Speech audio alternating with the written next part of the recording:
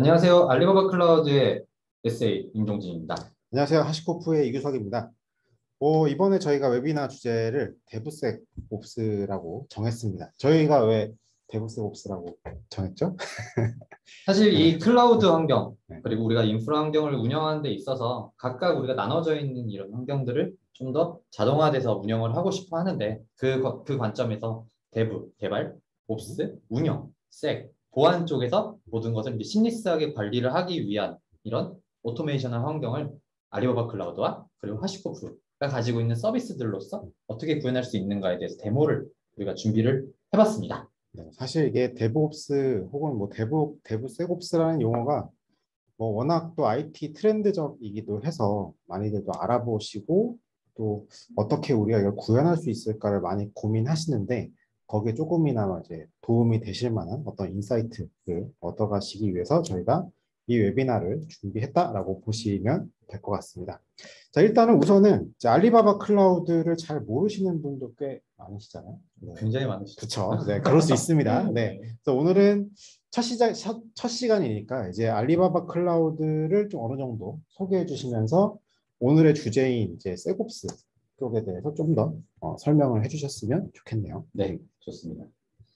네, 먼저 알리바바 클라우드에 대해서 소개를 드리도록 하겠습니다. 사실 우리나라 고객분들, 우리나라 엔터프라이즈에 계신 분들께서는 알리바바 클라우드라고 하는 저희의 클라우드 서비스를 잘 모르고 계세요. 왜냐하면 아직은 저희 클라우드 센터가 한국에 없거든요. 하지만 알리바바 클라우드는 대부분이 모르는 사실인데요. 이미 세계에서 우리 클라우드 사용량 면에서 세계 3위고요. 그리고 아시아 퍼시픽만을 한정 지었을 때 1위를 기록을 하고 있습니다. 맞아요. 저도 이거를 들은 적이 있는데 이제 하시코프가 좀 하이브리드나 멀티 클라우드 사용자들이 많이 쓰고 계시잖아요. 그래서 저희 내부적으로 이 하시코프를 쓰는 이제 고객들이 대체 어떤 클라우드를 쓰는지를 이렇게 조사를 해보면 글로벌리 하게는 뭐 AWS나 애저나 이런 것들 많이 쓸 수 있겠지만 특히나 이 아시아 시장, 뭐 저희 한국을 비롯한 동남아나 이런 아시아 쪽에서는 이 알리바바 클라우드의 점유율이 굉장히 높게 나타나더라고요. 네, 그렇죠. 저희는 아시아 퍼시픽, 딱 한국만 제외한 아시아 퍼시픽 와이드하게 굉장히 높은 점유율과 그리고 되게 많은 이런 어웨니스를 가지고 있는데요. 그 이유는 아까도 말씀드렸다시피 센터가 없었기 때문인데요. 근데 오늘 이 시점에서 발표를 드려도 될 것 같아요. 저희 알리바바 클라우드의 한국 리전 설립이 저희가 결정이 되었고요. 올해 안에 지금 현재 준비 중에 있고 내년 초에 본격적으로 저희 한국 사업을 좀 본격화하려고 준비 중에 있습니다. 역시 한국의 리전이 있고 없고가 굉장히 차이가 있을 것 같아요. 그럼요. 네. 우리나라 고객분들은 이런 우리나라에 데이터가 있어야지만 운영을 할 수 있는 환경을 갖고 있기 때문인데요. 그렇죠. 네. 근데 저희가 이런 클라우드 센터를 이제 리전을 설립하는 데 있어서 다양한 저희가 가지고 있는 이런 미션들이나 아니 저희의 좀 슬로건들이 있는데요. 그 중 하나가 저희는 well made 된 클라우드 서비스가 한국에 론칭한다입니다. 이미 아시아 퍼시픽 와이드하게 중국을 제외한 우리 동남아나 동아시아에서도 굉장히 많은 서비스들을 사용하고 있기 때문에 안정성이나 그리고 퍼포먼스 면에서 굉장히 증명이 이미 된 500여 가지 이상의 300여 가지 이상의 저희 서비스들을 그대로 가지고 와서 쓸 수 있게 만들어 드리는 거기 때문에 네, 좀 더 안정적이고 뭔가 혁신적인 클라우드를 고객분들께서 바로 캐칭할 수 있는 환경을 제공해 드린다는 것이죠. 300개 이상이라니 엄청 많은 것 같은데 지금 아마 저도 이제 화면을 보면서 느꼈지만 어찌됐건 클라우드라고 하는 플랫폼 자체는 서비스가 너무 많은 것 같아요. 제 느낌상에는. 맞습니다. 네, 제 느낌에는 서비스 너무 많고 대체 여기서 우리가 뭘 써야 또 잘 쓰는 건지 이런 것도 좀 궁금하실 수도 있을 것 같아요. 그래서 그 부분과 관련해서 그리고 오늘은 특히나 셋옵스 관련해서 이제 그 서비스들을 더 소개해 주실 것 같은데 일단 오른쪽 구석탱이 보면 저렇게 시큐리티라고 이렇게 나와 있는 것 같아요. 그래서 그렇죠. 추가적으로 장표를 또 주신 걸 보면 네, 시큐리티 서비스들을 또 설명해 주시려고 이렇게 준비를 하셨더라고요. 네. 뭐 추가적인 더 설명해 주실 수 있을까요? 네, 맞습니다. 저희가 가지고 있는 서비스는 말씀드린 대로 300가지가 넘는 저희가 솔루션들을 가지고 있는데 이 중에 오늘은 저희 시큐리티에 좀 더 집중해서 오늘 소개를 시켜드리려고 해요. 특히나 저희가 가지고 있는 시큐리티 솔루션에서는 뭐 비즈니스를 저희가 컴플라이언스 같은 비즈니스를 직접적으로 시큐리티에서 권고를 하거나 감지를 하게 되는 시큐리티 이런 솔루션이 있고요. 혹은 리스크를 감지한 리스크 매니지먼트, 혹은 데이터 자체에 대한 인크립션이나 데이터 보호를 해주는 데이터에 관련된 시큐리티 서비스, 그리고 호스트나 애플리케이션 관련된 서비스도 있는데요. 오늘은 조금 저희가 시너지를 일으킬 수 있는 영역에서 물론 인프라적인 측면도 있지만 저희가 가지고 있는 가장 큰 장점 중 하나인 네트워크 관련된 이런 시큐리티 서비스에 대해서 좀 더 중점적으로 소개를 드리고자 합니다. 일단 준비를 하셨다니까 저도 사실 한 번도 알리바바 클라우드의 이런 부분을 본 적이 없어서 좀 기대가 되기는 합니다. 자, 일단은 알리바바 클라우드에 대해 소개를 주셨으니까 저 같은 경우는 하시코프에 대해서 몇 가지 이제 소개를 드려야겠죠. 아까 서두에 설명드리긴 했지만 이제 멀티 클라우드를 뭐 쓴다라거나 아니면 이제 클라우드를 좀 체계적으로 관리하고 싶다라는 측면에서 봤을 때 하시코프의 솔루션들은 약간 좀 종속성이 없다라고 좀 설명을 할 수 있을 것 같아요. 그래서 어떤 클라우드든지 아니면 그게 뭐 클라우드든 혹은 뭐 시크릿과 관련된 부분이든 아니면 뭐 서비스에 대한 연계라든가 혹은 이제 애플리케이션이 올라가는 어떤 특정 플랫폼들을 실상 이제 클라우드를 특정 짓지 않고 좀 브로드하게 쓸 수 있다라고 하는 게 이제 하시코프의 솔루션들의 특징이라고 볼 수가 있을 것 같고요. 뭐 물론 이제 장표에 보이는 8가지 솔루션들이 각각에 대한 역할들을 가지고 있습니다. 뭐 앞서서 설명 나왔지만 알리바바 한 300여 가지 있다고 하시는데 저희 8개 지금 보시는 8개밖에 없긴 한데 이 8개들의 어떤 간단한 그냥 소개를 드리면 패커는 이제 이미지를 만드는 역할을 합니다. 그래서 저희가 이렇게 알고 계시는 뭐 골든 이미지를 만든다거나 혹은 도커 컨테이너 이미지를 만든다거나 할 때 쓰실 수 있는 게 패커고요. 베이그런트는 제 로컬 환경에 설치된 이런 VM들, 예를 들면 하이퍼V나 버추얼박스 같은 이런 것들을 이제 관리해주는 툴이라고 보시면 될 것 같습니다. 그리고 이제 하시코프에서 제일 유명한 건 사실 테라폼이죠. 그래서 테라폼은 뭐 클라우드나 혹은 뭐 온프레미스 같은 뭐 VM웨어나 뭐 오픈스택 같은 여러 가지 이제 플랫폼 환경들을 프로비저닝 해주는 이제 코드로서 프로비저닝 해주는 역할을 담당하고 있고요. 그 뒤에 보이시는 뭐 콘솔은 서비스 디스커버리라는 역할을 가지고 있어서 특히나 요즘에 MSA 같은 프로젝트를 하실 때 콘솔을 활용하시는 케이스가 많아지신 것 같아요. 그리고 바운더리는 이제 인증 기반으로 서비스에 대한 접근을 하게 해주는 약간 접근 관리 시스템 이런 거에 약간 빗대어서 설명드릴 수 있을 것 같고 볼트는 이제 시크릿을 관리하는 역할을 합니다. 사실 관리라는 개념이 좀 어려워요. 그래서 좀 뒤에 가서 제가 조금 더 볼트에 대해서 얘기를 드리고자 하고요. 노마드는 오케스트레이터 툴이고요. 오케스트레이터라고 하면 최근에 뭐 쿠버네티스나 이런 것도 많이 들어보셨을 것 같아요. 근데 이제 노마드 같은 경우는 태생이 이제 컨테이너만을 위해서 태어났다기보다는 레거시 애플리케이션들 혹은 뭐 배치 프로세스 같은 것들도 오케스트레이션 할 수 있도록 조금 범용적인 오케스트레이터라고 볼 수가 있습니다. 그래서 웨이포인트는 소스 코드를 이제 컨테이너 빌드를 하고 실제 데스티네이션 되는 특정 노마드나 쿠버네티스나 이쪽에다가 배포해주는 역할을 하는 게 이제 웨이포인트라고 볼 수가 있습니다. 여기서 제가 궁금한 점이 좀 생겼는데요. 이 8가지 서비스가 아까 말씀하신 대로 퍼블릭 클라우드 벤더의 종속이 하나도 없나요? 혹은 디펜던시가 뭔가 있지 않는가요? 사실상 이제 이 디펜던시가 있다 없다를 판단하기보다는 각각의 그 프로바이더, 예를 들면 이제 테라폼을 예를 들면 테라폼은 뭐 오늘 저희가 소개드릴 알리바바 클라우드도 가능하고 뭐 대중적으로 많이 쓰시는 뭐 AWS라든가 혹은 국내에 또 네이버 클라우드라든가 여러 가지 클라우드 벤더를 서포트하는데 그게 가능한 이유는 프로바이더라고 하는 마치 라이브러리 같은 것들을 저희가 지원하고 있어요. 그래서 알리바바 클라우드 같은 경우도 결국은 API가 이미 존재를 하죠. 근데 이 API를 저희가 일일이 다 이렇게 바디값을 만들어서 API로 날리고 하기에는 너무 힘들잖아요. 그래서 이런 것들을 나름 체계화하고 저희가 구성하기 쉽게 만들어 놓은 게 이제 프로바이더라고 볼 수가 있습니다. 그래서 이런 프로바이더들이 다양하게 제공되고 있기 때문에 이걸 통해서 저희가 멀티 클라우드 이런 환경을 핸들링 할 수 있다. 이렇게 볼 수가 있겠죠. 저는 이게 이번에 같이 준비하면서 하시코프에 대해서 좀 알게 되었는데 저는 이 포인트가 굉장히 좋은 것 같아요. 저도 물론 단일 이런 퍼블릭 클라우드 벤더에 있지만 뭐 대부분의 고객분들은 다수의 이런 퍼블릭 클라우드를 사용하시고 프라이빗 클라우드 많이 운영하고 계시거든요. 이런 시점에서 우리 하이브리드 클라우드라고 하는 이 전략을 가져갈 수밖에 없는데 하시코프가 가지고 있는 서비스들이 확실히 하이브리드에서 원하는 기능들을 거의 모두를 포함하고 있는 것 같네요. 네, 그래서 이제 테라폼을 포함해서 나머지 뭐 볼트나 뭐 노마드나 푼수를 쓰시는 곳들을 보면 대부분이 이제 예를 들면 온프렘의 데이터 센터가 존재하는데 이제 퍼블릭으로 이제 확장을 해준다거나 아니면 이번에 뭐 보통 퍼블릭 클라우드를 도입하실 때 메인 퍼블릭도 있지만 뭐 서브, 뭐 세컨드 프라이빗 클라우드도 많이 고민하시잖아요. 이런 것들을 어떻게 하나의 컨트롤 플레인으로 엮을 수 있을지 이런 걸 이제 고민하시면서 함께 공부를 하게 되시는 이런 것 같아요. 네. 그래서 오늘 이게 8가지 중에서 제가 소개해드릴 부분은 이제 셋옵스와 관련돼서는 패커, 테라폼, 볼트 이 3가지를 위주로 오늘 설명을 드릴까 합니다. 일단 오늘 주제가 데브옵스 중에서도 데브셋옵스잖아요. 그렇죠. 일단은 저희가 이 데브셋옵스에 대한 정의를 잘 해놔야 오늘 들으시는 분들이 아 그렇지 이런 것들이 데브셋옵스 관점에서는 왜 중요했지라는 거를 좀 네, 이렇게 소화하면서 들으실 수가 있을 테니까 일단 먼저 데브셋옵스가 뭔지부터 간단하게 짚고 넘어가는 시간을 갖고자 합니다. 아마 이제 데브옵스를 뭐 조사해 보시거나 고민해 보시거나 뭐 기사 같은 것도 아마 많이 보셨을 거예요.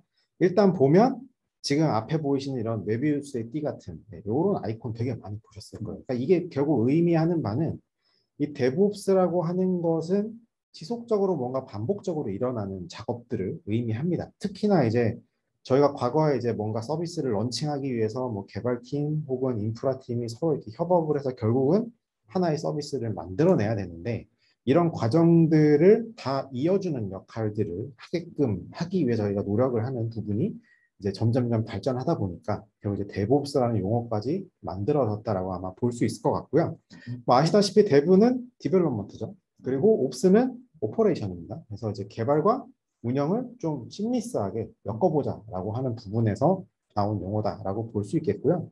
결국은 밑에 2번째 줄에 나와 있겠지만 저희가 대부와 인프라가 사이가 좋은 팀이 있고 사이가 나쁜 팀이 있을 수도 있겠죠. 그러니까 이런 각각의 팀들이 뭐 자신들의 역할과 자신들의 어떤 책임이 다 분리가 되어 있긴 하지만 결국은 저희가 궁극적으로 원하는 거는 서비스를 하는 거잖아요. 이 위에 저희가 뭔가 올려서 서비스를 하는 게 중요하기 때문에 이것을 위해서 서로 소통하고 협업하고 서로 통합할 수 있는 이런 어떤 체계를 만들어 보자라고 하는 것들을 내포하고 있다라고 볼 수 있을 것 같습니다.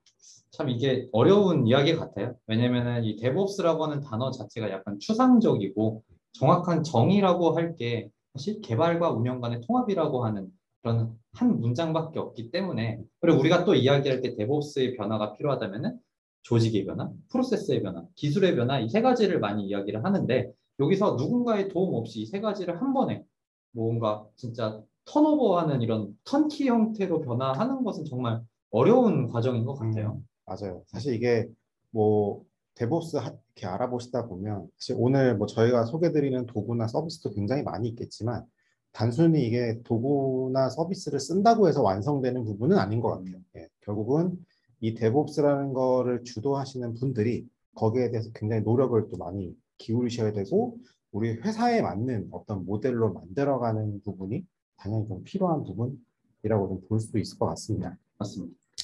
그럼 이제 데브옵스 얘기는 했는데 이제 오늘의 주제는 데브셋옵스잖아요. 네, 그래서 데브셋옵스를 한번 좀 더 쳐다보면 자 시큐리티라고 하는 부분, 즉 이제 보안이라고 하는 부분을 저희가 이제 막상 떠올려 보시면 아, 일단 하기 싫고요. 네, 그리고 일단 보안에 대한 뭔가가 적용이 되면 귀찮아지죠. 네, 뭘 이렇게 자꾸 뭘 하라 그러고 체크하라 그러고 뭐 하나 더 거쳐서 뭔가를 하라 그러고 이런 식으로 좀 귀찮아지는 게 사실 이 보안이라는 요소이긴 합니다. 그런데 그럼에도 불구하고 저희가 전반적인 프로세스나 혹은 운영에 대한 플랫폼에 대해서 이 보안을 미리미리 해놓지 않으면 결국 나중에 이게 다 부채가 되고 저희가 다 이렇게 다시 설정해야 되고 혹은 이제 보안에 대한 이슈가 만약에 터졌다라고 하면 또 그거를 복구하기 위해서 또 엄청 많은 시간과 노력이 포함이 되는 이런 부분이 있기 때문에 결국 데브옵스도 중요하고 이 데브와 옵스가 뭔가 심리스하게 연결이 돼서 잘 프로세스가 흘러가는 것도 중요하지만 어찌됐건 이 데브옵스를 만들 때 보안이라는 게 빠지면 결국 나중에는 한 번 더 또 살펴봐야 되는 일이 생기겠죠. 그래서 이제 데브옵스 과정 중에서도 지속적으로 우리는 보안에 대해서 신경 써야 된다라고 하는 부분이 시큐리티 부분이 들어간 부분이라고 할 수가 있겠습니다. 맞습니다. 이게 또 저희가 DevOps라고 하는 이 프로세스 변화를 이야기할 때 클라우드라고 하는 기술을 빼놓고 이야기할 수는 없거든요. 근데 이 클라우드라고 하는 기술 자체가 원래 기존에 우리가 운영하던 레거시 센터와는 굉장히 이 보안적인 부분에서 체인지가 많이 되기 때문에 여기서 우리가 원래 기존에 운영하던 보안 운영자가 클라우드 환경에서 서비스로 보안을 운영한다? 이게 과연 우리가 믿을 수 있는 서비스인가? 혹은 우리가 과연 이 서비스가 안정적으로 보호가 되고 있는 것인가에 대한 고민이 분명히 많으실 것 같아요. 그 부분에서 우리가 조금 더 이 데브옵스, 우리 처음 개발을 시작하고부터 디플로이 되고 운영이 되는 과정까지 모든 단계에서의 시큐리티를 신경 써야 된다라고 하는 의미에서도 우리가 이해를 할 수도 있겠네요. 맞습니다. 그래서 결국 그래서 저희가 가려고 하는 부분은 데브옵스이지만 저희가 이거 데브옵스를 구현함에 있어서 보안이란 부분을 빼뜨리지 않고 꼭 한 번쯤 기억하면 좋겠다라고 해서 사실 이번 주제를 잡은 맞습니다. 거기도 하겠죠. 네. 일단 오늘의 주제 중에서 이제 셋옵스를 먼저 보려고 저희가 첫 번째 에피소드를 잡았는데 그러면 이제 알리바바 클라우드가 제공하는 셋옵스 부분 대체 뭐가 있을까? 네. 네. 저도 궁금하긴 한데 이제 일단은 알리바바 클라우드 쪽에서 어떤 서비스들이 있는지를 먼저 살펴보도록 하겠습니다. 네, 오늘 저는 알리바바 클라우드의 시큐리티 서비스들 중에서 총 4가지의 서비스를 준비를 해봤습니다. 이렇게 되니까 제가 뭔가 홈쇼핑 쇼호스트 같은 느낌인데요. 사실 여기서 이 4가지라고 하는 것을 왜 굳이 제가 뽑았냐면요. 저희가 이야기하는 네트워크 이 각각 저희가 뭐 OSI 7 레이어에서 필요한 이 라인에서의 우리가 필요한 이 서비스들을 모았다고 보시면 될 것 같고요. 그중 첫 번째인 클라우드 파이어월입니다. 클라우드 파이어는 간단하게 이해하면은 L4 방화벽이라고 보면 될 것 같은데요. L4 방화벽은 간단히 말해서 우리가 외부에 있는 네트워크와 내부에 있는 네트워크, 즉 노스와 사우스에 대한 트래픽 바운드를 제어를 한다라고 이해를 할 수 있겠죠. 하지만 이 클라우드 파이어월은 클라우드 환경에서는 우리가 가지고 있는 센터가 여러 개가 있습니다. 그거를 VPC라고 이야기를 하죠. 이 VPC 간 격리를 하는 이런 수직적인 격리가 아니라 수평적인 격리, 즉 이스트 웨스트에 대한 트래픽 제어까지도 해주는 것을 이 클라우드 파이어월이라고 이야기를 합니다. 그럼 저희가 이미 알고 있는 그 파이어월 개념이 있긴 한데 네. 마치 이제 만약에 데이터 센터 안에도 보면은 여러 개 존이 있을 수 있잖아요. 그렇죠. 그 존 간에도 적용이 되고 네. 실제 아웃바운드에서 날라오는 것에 대해서도 적용이 되고 네. 좀 유연하다라고 볼 수 있겠네요. 그렇죠. 그래서 저희가 이야기하는 것은 이런 풀스택에 대한 침입 방지 혹은 유연성이 있는 파이어월이다라고 많이 이야기를 하고 있습니다. 그래서 네이밍도 클라우드 파이어월이라고 네이밍이 되어 있는 거고요. 되게 흥미로운 기능인데 이게 사실 장비로 많이 도입을 하시잖아요. 네, 그렇죠. 파이어월 많이 도입하시죠.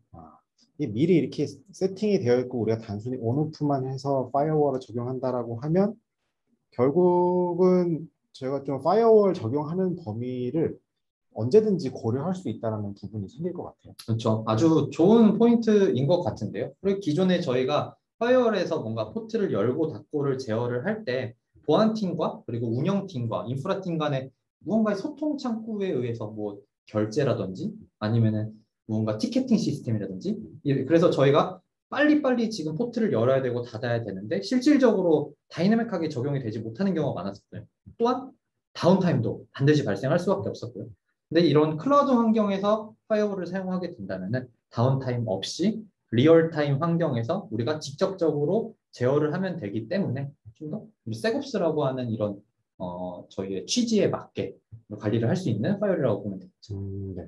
실제 어떻게 적용되는지 되게 궁금하긴 한데 이따가 또 데모를 준비하셨다고 하니까 또 뒤에 한번 알아보도록 하겠습니다. 다음은 와프. 저는 클라우드에서 진짜 와프를 정말 자주 들어본 것 같아요. 아, 그렇죠. 네, 설명 좀 해주실 수 이 있어요? 와프라고 하는 네. 단어가 참 웹 애플리케이션 파이어월 방금도 파이어월이었는데 지금도 파이어월이죠. 근데 이거를 간단히 이해하면은 전 클라우드 파이어는 L4 방화벽이라고 이해하면 될 것 같고요.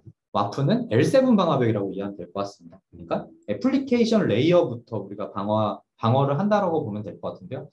주로 우리가 사용하는 프로토콜은 뭐 HTTP나 HTTPS 같은 이런 트래픽에 대한 애플리케이션 필터링하고 모니터링을 하는 이런 시스템이라고 보면 될 것 같은데요. 이 와프에서는 가장 중요한 게 AI 기반 딥러닝, 머신러닝으로 우리가 들어오는 공격이 지속적으로 변화가 되더라도 캐칭을 해서 아 이게 공격이구나 라고 하는 이런 학습 능력이 굉장히 중요합니다. 오, 실시간으로 해주나요? 네, 실시간으로 아, 당연히 해주죠. 진짜요? 네. 아, 실시간으로 방어하지 못한다면 저희가 이런 파이어이라는 단어도 말하기 어려울 정도인데요.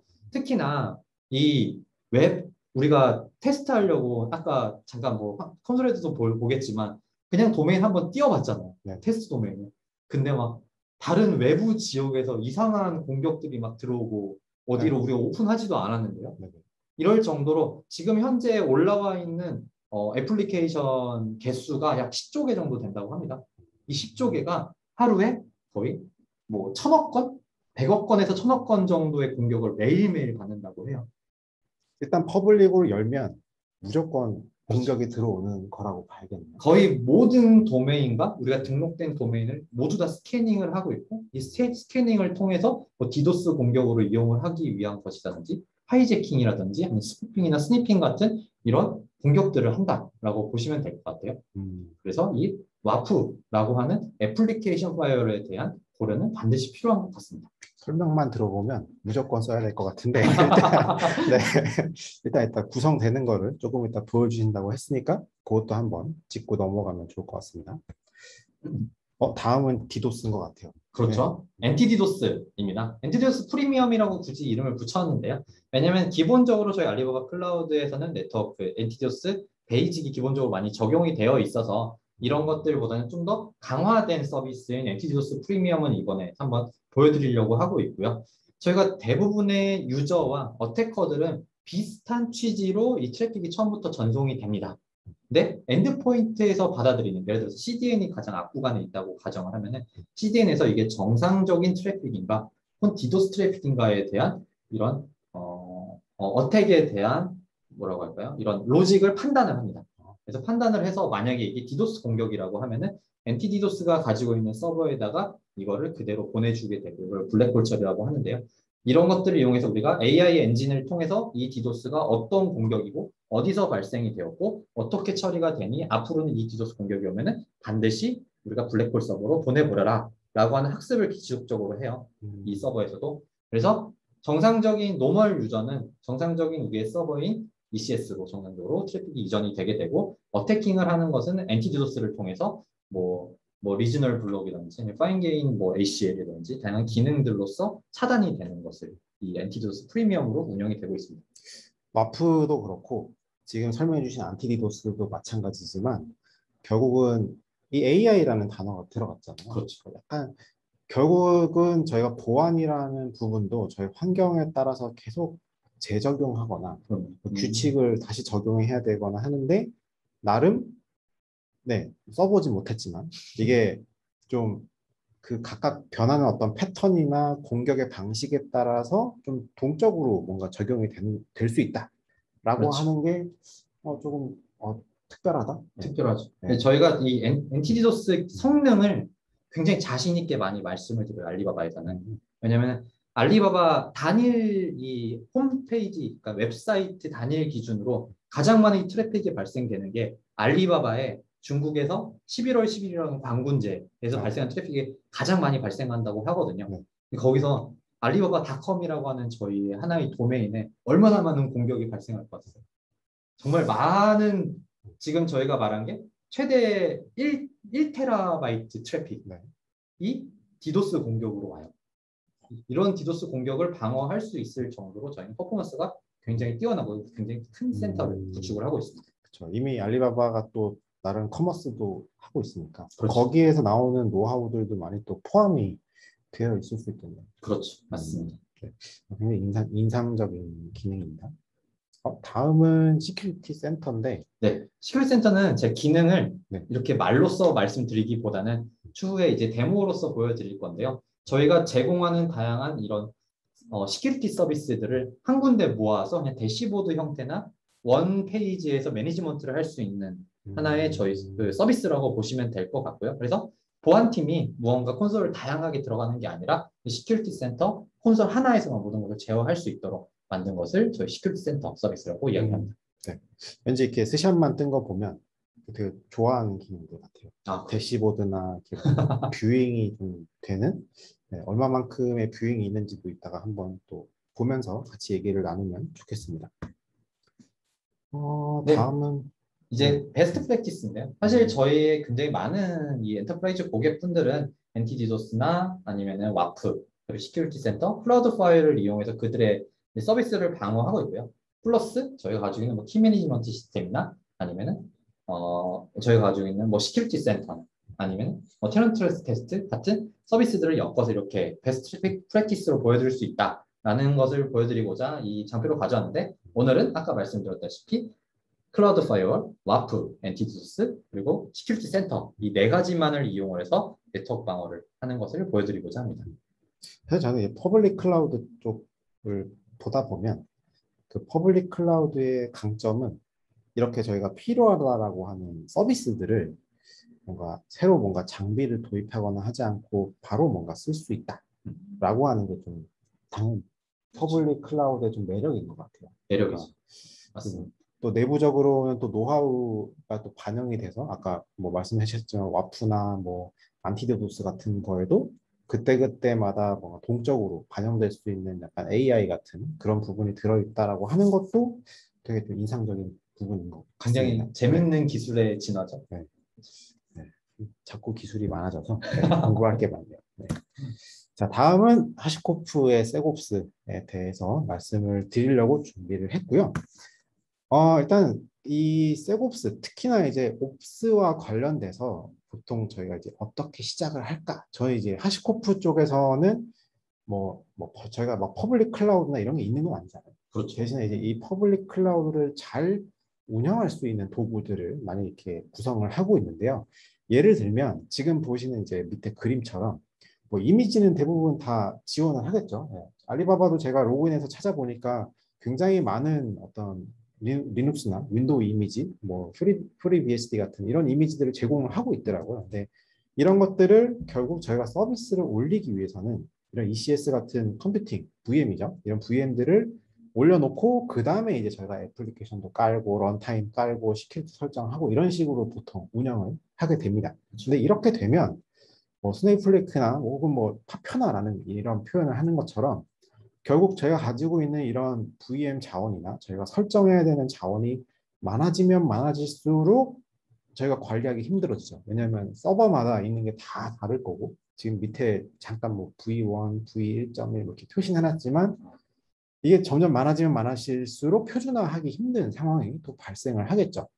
그래서 이런 것들을 어떻게 우리가 하나로 잘 관리할 수 있을까라고 하는 개념에서 출발을 하는 게 이뮤터블 인프라스트럭처라고 볼 수가 있고요.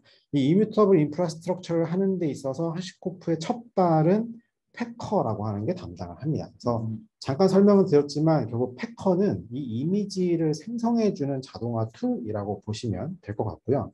이런 데브옵스나 CI/CD 파이프라인 상에서 패커를 활용하게 되면 앞서서는 저희가 이미지를 일단 배포를 하고 VM 만들고 그 다음에 뭔가 관리하고 설치하고 이런 식의 작업이 발생했다라고 하면 패커는 저희가 뒷단에서 했던 작업들 애플리케이션 설치하고 런타임 구성하고 보안에 대해서 구성하고 했던 것들을 VM이 올라가고 하는 게 아니라 사전에 미리 만드는 거죠. 사전에 미리 정의된 우리 내부의 규칙에 따라서 뭐 보안 툴 같은 거 설치하고 런타임 설치하고 OS에 대한 설정 구성 다 한 이 상태로 우리 기업에서 쓸 별도의 이미지를 만드는 작업을 해줍니다. 그럼 이것들은 이미 우리 내부에서 쓰고자 하는 정책에 의해서 만들어졌겠죠?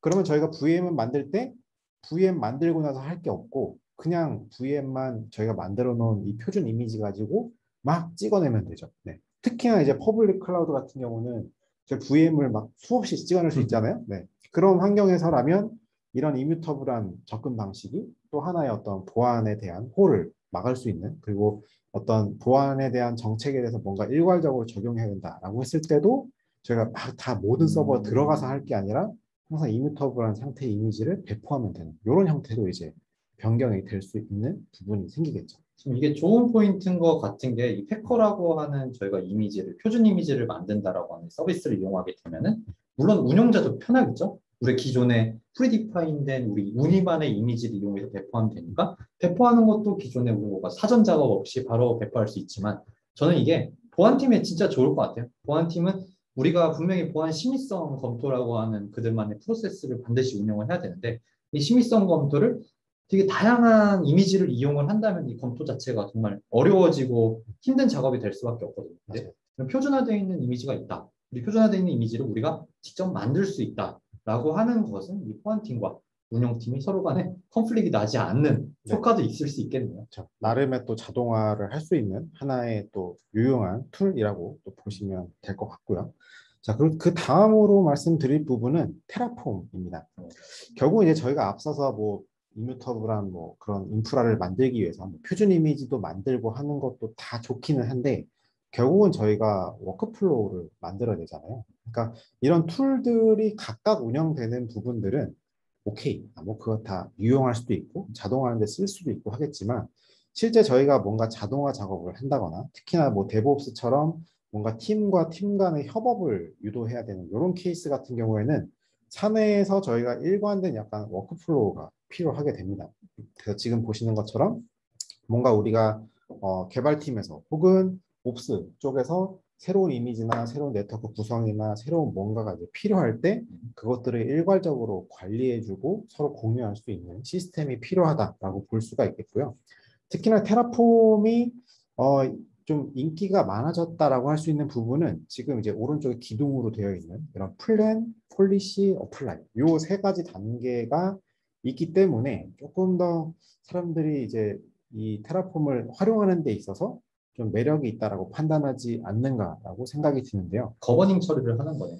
그렇죠. 그래서 이 어플라이 단계로 가야만 실제 리소스가 만들어지고요. 진짜 이 전 단계인 플랜 단계에서는 내가 이 만들어 놓은 이 테라폼의 컨피그레이션이 어떤 리소스를 만들지를 먼저 확인하실 수가 있고 폴리시 같은 경우는 결국 테라폼은 다 코드화 되어 있잖아요. 그렇죠. 코드화 되어 있다는 얘기는 저희가 다 조건문을 걸 수가 있다라는 의미로도 받아들이실 수가 있을 것 같아요. 그래서 어떤 내부적인 정책들, 예를 들면 뭐 필수 태그가 다 들어가야 된다거나 아니면 내부적으로 어떤 사이더 대형만 써야 된다거나 이런 여러 가지 인프라 운영상에 필요한 정책들이 있을 수 있어요. 왜냐면 알리바바 클라우드 입장에서는 사실 모든 옵션을 다 열어놓잖아요. 다 넣을 수 있고 어떤 값이든지 넣을 수 있고 혹은 그냥 다 디폴트로만 있어도 되는 이런 식의 구성이 되어 있을 텐데 결국 운영을 하다 보면 우리 내부의 정책이 필요할 거기 때문에 이런 부분을 한 번 더 검증해주는 이제 폴리시와 관련된 부분이 있습니다. 이게 다 거쳐서 확인이 되면 그제서 이제 어플라이 활동을 통해서 실제 애플리케이션이 만들어지거나 혹은 우리의 인프라 리소스가 만들어지거나 하는 식으로 워크플로우를 만들 수 있다는 부분이 테라폼의 장점이라고 볼 수 있을 것 같습니다. 이 시점에서 제가 하나 궁금한 점이 있는데요. 아마 많은 시청자분들이 궁금해 하실 거예요. 제 주변에 인프라 하시는 분들은 테라폼을 이미 많이 쓰고 계시거든요. 오픈소스 버전으로. 네. 그러면 하시코프에서 제공하는 이 테라폼 엔터프라이즈라고 하는 것과 그 테라폼 오픈소스는 무엇이 다른가요? 일단 테라폼 오픈소스는 뭐 써보셔서 아시겠지만 CLI로만 되어 있죠. 가장 큰 차이점은 실상 UI라고 표현을 할 수 있겠지만 이 UI라는 게 담고 있는 의미는 UI가 있으려면 결국 서버가 있어야겠죠. 서버가 있다는 얘기는 API가 존재한다는 얘기고요. 그럼 결국은 테라폼만 쓰시는 케이스도 있지만 사내에 보면은 되게 여러 개의 뭐 ITSM 툴도 있고 뭐 지라나 여러 가지 이게 저희 프로세스를 관리하기 위한 툴들이 있어요. 네. 그리고 최근에 들어서는 셀프 서비스 인프라를 구축한다고 해서 예를 들어서 우리가 이제 우리 조직에서 필요한 뭐 개발 스택이 딱 예를 들면 VM 2개, 뭐 DB 하나 이렇게 정해져 있다라고 하면 그거를 미리 코드화 시켜놓고 테라폼의 엔터프라이즈 환경으로 API를 호출만 하면 그때그때마다 계속 반복적으로 만들어주는 이런 어떤 셀프 서비스 환경을 만들음에 있어서도 엔터프라이즈를 사용하시는 사례가 있습니다. 그러네요. 전 사실은 이게 CLI로 모든 것을 리코딩으로 처리한다는 게 저한테 사실 좀 어려웠거든요. 근데 이런 UI로 저희가 콘솔에서 그리고 우리가 가지고 있는 API에 연결을 할 수 있다면 엔터프라이즈는 훨씬 더 좀 용이할 것 같네요. 운영하기에. 사실 이게 오픈소스는 약간 툴로서 존재를 한다고 치면 이제 엔터프라이즈 환경은 우리의 어떤 프로세스를 만들어갈 수 있는 도구로 볼 수가 있을 것 같아요. 네. 자, 그래서 이제 테라폼 엔터프라이즈 내부에 보면 이제 오늘은 주제가 셋옵스다 보니까 어떤 부분이 보안이라는 부분을 좀 더 서포트해 주느냐라는 부분을 조금 더 설명해 드릴 수 있을 것 같은데 첫 번째로는 시큐리티와 관련된 어떤 크리덴셜에 대한 보안을 이제 향상시키는 역할을 합니다. 그래서 일반적으로 저희가 테라폼 써보신 분들은 아시겠지만 저희가 키 발급을 하죠. 왜냐하면 저희가 원격으로 뭔가 API 작업을 해야 되기 때문에 액세스 키, 뭐 시크릿 키 이런 것들을 발급받으시는데 대부분이 이게 제 로컬 PC에 막 들어있어요. 그러면 누군가 악의적으로 뭐 침입을 해서 가져가든 혹은 이런 액세스 키와 시크릿 키가 혹시나 뭐 VCS 같은 뭐 GitHub이나 이런 데 올라가면 위험할 수 있겠죠. 그래서 테라폼의 엔터프라이즈 환경에서는 이런 좀 민감한 데이터들, 물론 여긴 지금 제가 시크릿 키만 센시티브 설정을 해서 캡처를 떠났지만 여러 가지 다른 뭐 패스워드라든가 URL이라든가 저희가 숨기고 싶은 여러 가지 값들을 암호화 처리를 해서 보관할 수 있다라는 이런 특징이 하나가 있고요. 두 번째로는 아까 이제 폴리시라는 부분을 설명드렸죠. 그래서 내부적으로 저희가 여러 가지 룰들을 조합을 해서 우리 이 해당 인프라가 프로비저닝 될 때 우리 내부의 규칙에 맞는지 틀린지 이런 것들을 이제 판단해서 디플로이, 프로비저닝 할 수 있도록 하는 이런 폴리시 체킹 역할도 가지고 있습니다. 자, 그리고 이 다음에 이제 말씀드리고 싶은 부분은 이제 시크릿의 관리 측면, 특히나 이제 오늘은 옵스와 관련된 부분이니까 그렇죠. SSH에 대한 얘기를 좀 해보려고 합니다. 그러니까 저희가 이제 과거에 이제 클라우드를 쓰던 뭐 온프렘을 쓰던 이제 개발이나 혹은 이제 신규 프로젝트를 하는 팀에서 우리 VM이 필요해요라고 해서 VM을 받으시면 일단은 뭔가 패스워드나 어떤 로그인에 대해서 저희가 이메일이나 메신저나 문자나 이런 걸로 이제 봤죠. 네. 이런 것들 다 노출되어 있죠. 다 열려 있습니다. 자, 물론 뭐 개별적으로 우리 회사에서는 뭐 접근 관리 솔루션이 있어요라고 하더라도 접근 관련 솔루션에 대한 그 아이디 패스워드는 또 오픈될 수 있죠. 네, 이런 식으로 해서 결국은 그 저희가 보호해야 될 것들이 자꾸 플레인 텍스트로 생겨나는 부분이 생깁니다. 그러니까 이런 부분들을 좀 막았으면 좋겠다. 결국은 제가 오늘 얘기하려는 이 알리바바 클라우드 환경도 되게 동적이잖아요. 그러니까 저희가 요청하면 그때그때마다 서버가 막 생겨날 텐데 그때마다 관리자가 이런 패스워드를 자꾸 생성해서 준다? 이게 사실 어렵죠. 그래서 이런 것들을 어떻게 안전하게 관리하면서도 편하게 쓸 수 있을까라고 하는 방법이 볼트를 활용하는 방식입니다.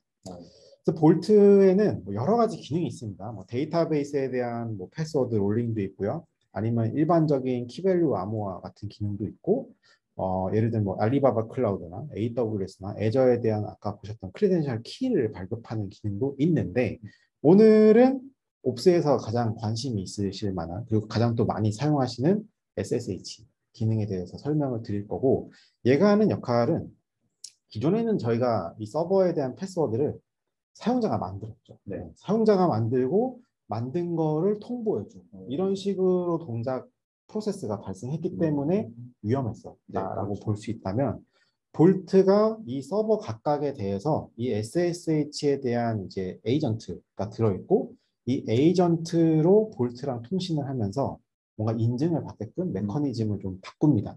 자, 이렇게 했을 때 볼트가 해주는 역할은 그림에서 보시는 것처럼 사용자가 볼트의 인증을 받으면 그 해당 인증받은 사용자만 한 번만 쓸 수 있는 패스워드를 받을 수가 있어요. 이렇게 되면 SSH로 접근하는 방식은 과거와 똑같아요. 네. 저희가 원래 SSH 하던 그 방식 그대로 하면서도 패스워드는 한 번만 쓸 수 있는 거죠. 네. 이런 식으로 하면 아무리 저희가 이 패스워드를 뭔가 침투를 하려고 해도 패스워드 기반으로 뭔가 침투를 하려는 예를 들면 제가 SSH 만들어 놓고 22번 포트를 퍼블릭을 열어놓는 순간 아마 로그 같은 거 보신 분들 아시겠지만 엄청 많은 루트에 대한 권한을 획득하려는 침투가 발생합니다.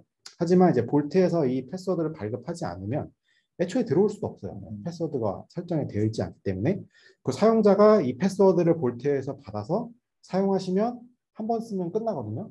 네, 그러면 되게 안전하게 이런 SSH에 대한 어떤 접근 관리를 할 수 있게끔 변화가 되는 부분이 생기겠죠. 저는 이 볼트가 굉장히 중요한 포인트라고 생각을 하는데요. 왜냐면 어떤 아마 기존에 레거시를 많이 운영하셨던 운영자분들은 귀찮아 라고 생각하실 수도 있을 것 같아요. 네. 근데 어떤 뉴스에서 나왔듯이 이런 액세스 키나 저희의 패스워드가 유출이 되게 되면은 저희가 가지고 있는 서비스 리소스에서 막 몇 천만 원씩 막 하루에 클레임이 되기도 하고 그걸 디도스를 이용을 해가지고 그 서버가 또 공격 대상이 공격으로부터 출발지가 되는 경우도 굉장히 많이 있고요. 네. 클라우드에서는 이런 보안적, 보안 키 관리에 대해서는 사용자 책임에 많이 맡기기 때문에 이런 부분에서 확실히 도움을 줄 수 있는 서비스인 것 같네요. 맞습니다. 그래서 이런 것들을 좀 활용해서 저희가 안전한 옵스를 해보자라고 하는 취지로 보시면 될 것 같습니다. 자, 다음으로 저희가 준비한 부분은 결국은 눈으로 보셔야 이제 또 공감을 하실 수 있겠죠. 그래서 데모를 간단하게 준비를 했고요. 일단은 먼저 하시코프 쪽에서 준비한 데모를 설명드리고자 합니다. 일단은 맨 처음에 설명드리고 싶은 부분은 이제 알리바바 클라우드에 테라폼을 적용하는 게 처음이신 분들 꽤 많을 것 같아요. 그래서 이거를 어떻게 저희가 시작을 하는지 간단하게 이제 리뷰를 드릴 거고요. 두 번째로는 이제 볼트가 이제 알리바바 클라우드 상에 올라가 있는데 어떻게 구성이 되어 있는지 이걸 잠깐 설명을 드리고, 그리고 아까 저희가 원했던 거, 그래서 ECS 인스턴스를 올리는데 어떻게 얘네들이 자동적으로 볼트가 관리할 수 있게끔 할 건지 이런 것들을 또 한번 설명을 드리고자 합니다. 그래서 이런 걸 통해서 일단 간단하게 뭐 구성을 해놓긴 했지만 실상 어떻게 이걸 활용할 수 있는지에 대한 그런 이제 노하우가 생기시면 좋을 것 같습니다. 자, 일단은 제가 코드로 넘어가겠습니다. 네, 일단은 코드가 설명이 돼야 이제 다들 이해를 하실 수 있겠죠. 그래서 코드를 이렇게 넘어가서 설명을 드리려고 하고요. 지금 보면 네, how to라고 해서 제가 요 링크는 나중에 저희가 공유를 드릴 거예요. 이 코드는 다 공개를 해놨으니까 저희가 다 들어가서 실제 코드가 어떻게 되어 있는지 확인하실 수 있고요. 지금 보시면 일단 되게 민감하게도 네, 시크릿 키가 이렇게 덜렁 나와 있습니다. 이게 되게 위험하겠죠. 근데 일단은 기본적으로 한 번쯤 알리바바 클라우드를 쓰신다라고 하면 일단 가장 기본 세팅은 이렇게 된다고 보시면 될 것 같아요. 그래서 프로바이더를 구성하시고 그 밑에 있는 크리덴셜을 구성하신 다음에 그 다음에 저희가 이제 알리바바 클라우드에 어떤 정보를 갖고 오거나 이제 혹은 어떤 리소스를 생성하거나 할 수가 있습니다. 이 구성은 대체 어디서 볼 수 있느냐? 사실 이게 코드로만 보면은 내가 이걸 직접 하라고 약간 이렇게 될 수가 있습니다. 그래서 이것들을 보완하기 위해서 저희가 처음에 보여드리는 게 이제 레지스트리라고 하는 사이트라고 보시면 될 것 같고요. 이 레지스트리에 보면 지금 보시는 것처럼 이 registry.terraform.io 사이트에 들어가셔서 제가 필요한 모듈들을 찾으실 수가 있고요. 조금 밑으로 내려가 보시면 알리바바 클라우드 보이시죠? 네, 알리바바 클라우드가 이렇게 크게 이렇게 있는 거를 확인할 수가 아쉽네요. 있습니다. 좀 위쪽에 있었으면 좋았을 것 같은데. 네, 그렇죠. 네, 아쉽다고 하시니까 네, 저도 살짝 미안해지네요, 마음이. 네, 일단 이렇게 해서 알리바바 클라우드에 대해서 이렇게 확인을 하실 수가 있고요. 제가 지금 잠깐 마우스가 사라져서 마우스를 좀 찾고 오겠습니다. 네, 네. 이렇게 알리바바 클라우드를 클릭하시면 여기 이제 대부분의 도큐먼트가 다 들어있어요. 그래서 어떻게 시작을 하는 거냐라고 하는 거는 여기 보시면 유즈 프로바이더라고 하는 게 있죠. 그래서 요거 그냥 그대로 복사해서 붙여 넣으시면 됩니다. 네. 제가 아까 코드 잠깐 보여드렸지만 프로바이더에 보면 요 위에 있는 테라폼에 대한 부분 그리고 이 프로바이더는 어떻게 구성하는지를 제가 그냥 이렇게 붙여 넣은 거거든요. 네. 이렇게 붙여 넣기만 하면 일단 사용할 준비가 되신 거예요. 네. 준비는 됐는데 문제는 저희가 액세스 키가 필요하잖아요. 뭐든지 API로 뭔가 하려면 다 이런 토큰이나 액세스 키나 이런 게 필요합니다. 그래서 알리바바 클라우드의 문서에 가보시면 첫 번째로 나오는 이 문서가 어떻게 인증을 받는가가 제일 먼저 나오게 되는 거죠. 물론 샘플이 먼저 나오긴 했지만 알리바바 클라우드에 대해서 인증을 받는 방식은 이렇게 네 가지 형태가 있어요. Static Credential, Environment Variable, ECS Role, Assume 이런 식으로 적용을 할 수가 있고 가장 쉽게 이제 하실 수 있는 방법은 지금 밑에 보이시는 것처럼 액세스 키와 시크릿 키를 발급받아서 사용하시는 게 가장 심플하다라고 보실 수 있겠죠. 이거 이제 어디서 받느냐라고 이제 궁금하실 수도 있을 텐데 알리바바 클라우드에 이렇게 접속을 하시면 맨 오른쪽 위에 이렇게 계정이 있습니다. 네, 제가 임시로 드린 계정이죠. 그렇죠. 여기 보시면은 액세스 키 매니지먼트가 있죠. 네, 요거 이제 클릭하시면 저희가 키를 만들 수 있는 화면으로 이렇게 넘어가요. 보시면 이렇게 만들 수가 있죠. 네. 제가 지금 만들어 놓은 게 이렇게 두 개가 있고요. 그 중에 하나. 요걸 가지고 제가 오른쪽에 보이는 크리덴셜을 구성했습니다. 네. 네. 뭐 약간 눈치채신 분도 계시겠지만 이게 결국 코드잖아요. 그래서 저희가 변수 처리를 할 수 있어요. 지금 보시는 것처럼 변수에 대해서 지정을 해놓고 변수에 대한 뭐 디폴트 값 같은 걸 이렇게 넣어놓으면 실제 코드상에서는 이렇게 변수를 땡겨올 수 있게끔 제가 구조를 만들 수가 있습니다. 마치 저희 이렇게 배쉬쉘 같은 거 작업하실 때 이런 변수 처리 되게 많이 하시죠. 그 이제 코드로 저희가 인프라를 관리한다라고 해서 되게 마음에 부담이 있으실 수도 있는데 사실 얘가 뭐 대단한 코드가 아니고 저희가 실질적으로 각각의 클라우드 환경에 들어갔을 때 입력해야 되는 난이 되게 많이 보이실 거예요.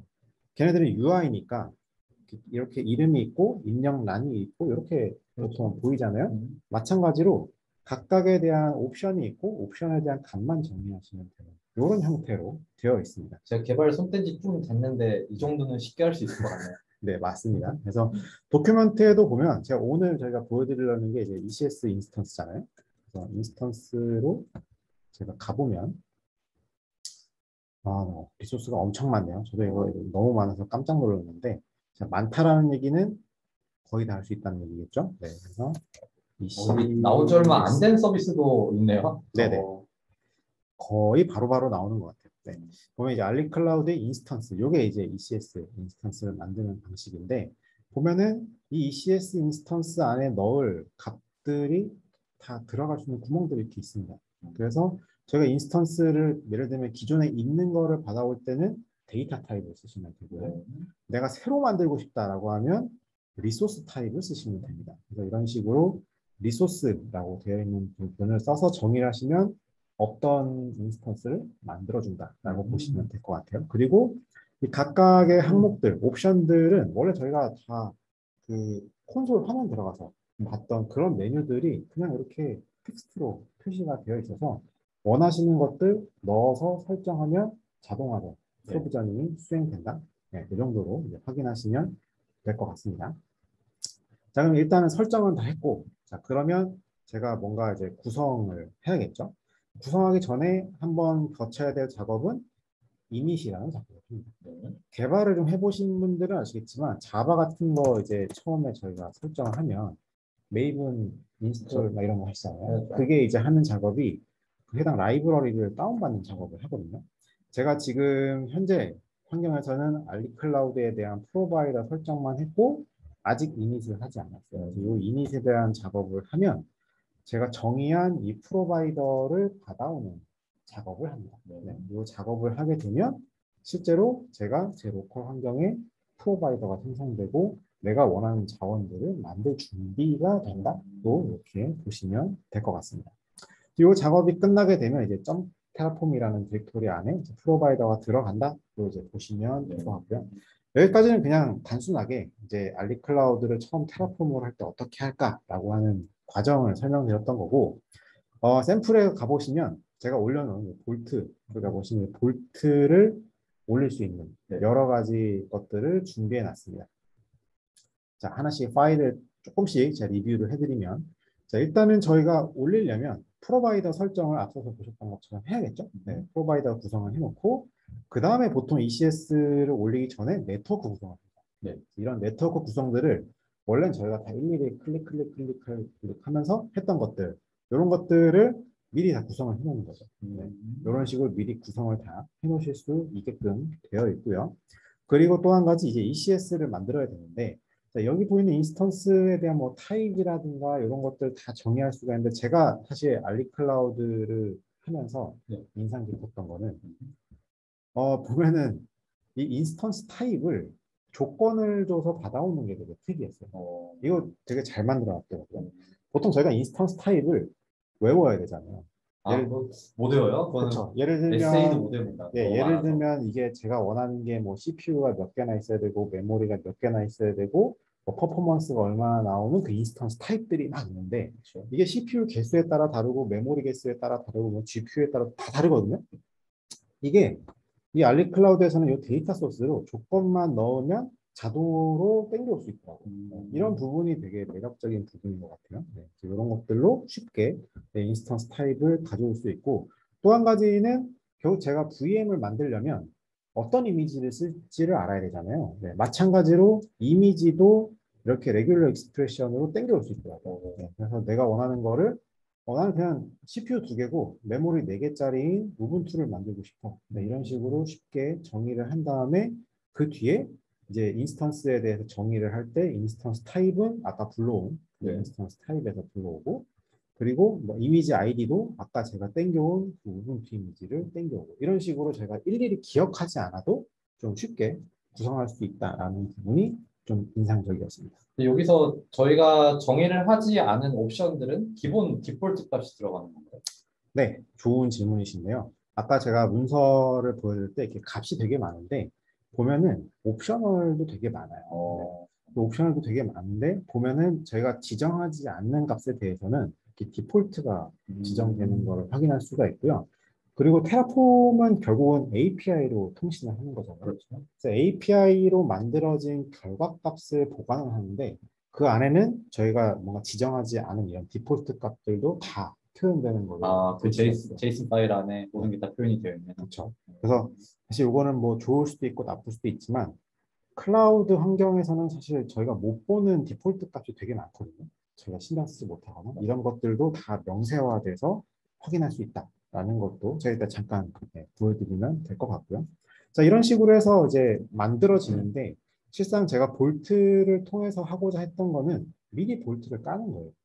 자, 미리 볼트를 깔기 위해서는 이 알리바바 클라우드가 제공하는 이니스크립트가 있습니다. 네, 이니스크립트는 이런 식으로 유저 데이터에다가 넣어서 미리 넣어놓고 이것도 변수 처리를 해서 위에 있는 ECS의 유저 데이터에다가 넣을 수가 있어요. 네. 결국 코드의 장점이죠. 이런 식으로 좀 변수 처리를 한다거나 하는 것들 좀 자유롭게 해서 이렇게 구성을 해놓으면 볼트가 알아서 스타트 되는 것까지도 이제 확인을 할 수가 있습니다. 자, 이러고 난 다음에 자, 아웃풋에 있는 값을 잠깐 설명을 드리면 아웃풋은 제가 테라폼으로 하고 난 다음에 보고 싶은 값을 찍는 역할을 하는 거예요. 네, 그래서 제가 여기 보면은 미리 퍼블릭 IP가 뭔지 제가 미리 이렇게 넣어놨고 패스워드가 뭔지도 미리 넣어놨어요. 네, 궁금하니까요. 네, 제가 SSH를 붙여야 되니까. 그리고 이런 스트링 조합을 통해서 제가 원하는 값을 미리 이렇게 좀 조합형으로 출력하는 것도 가능합니다. 네.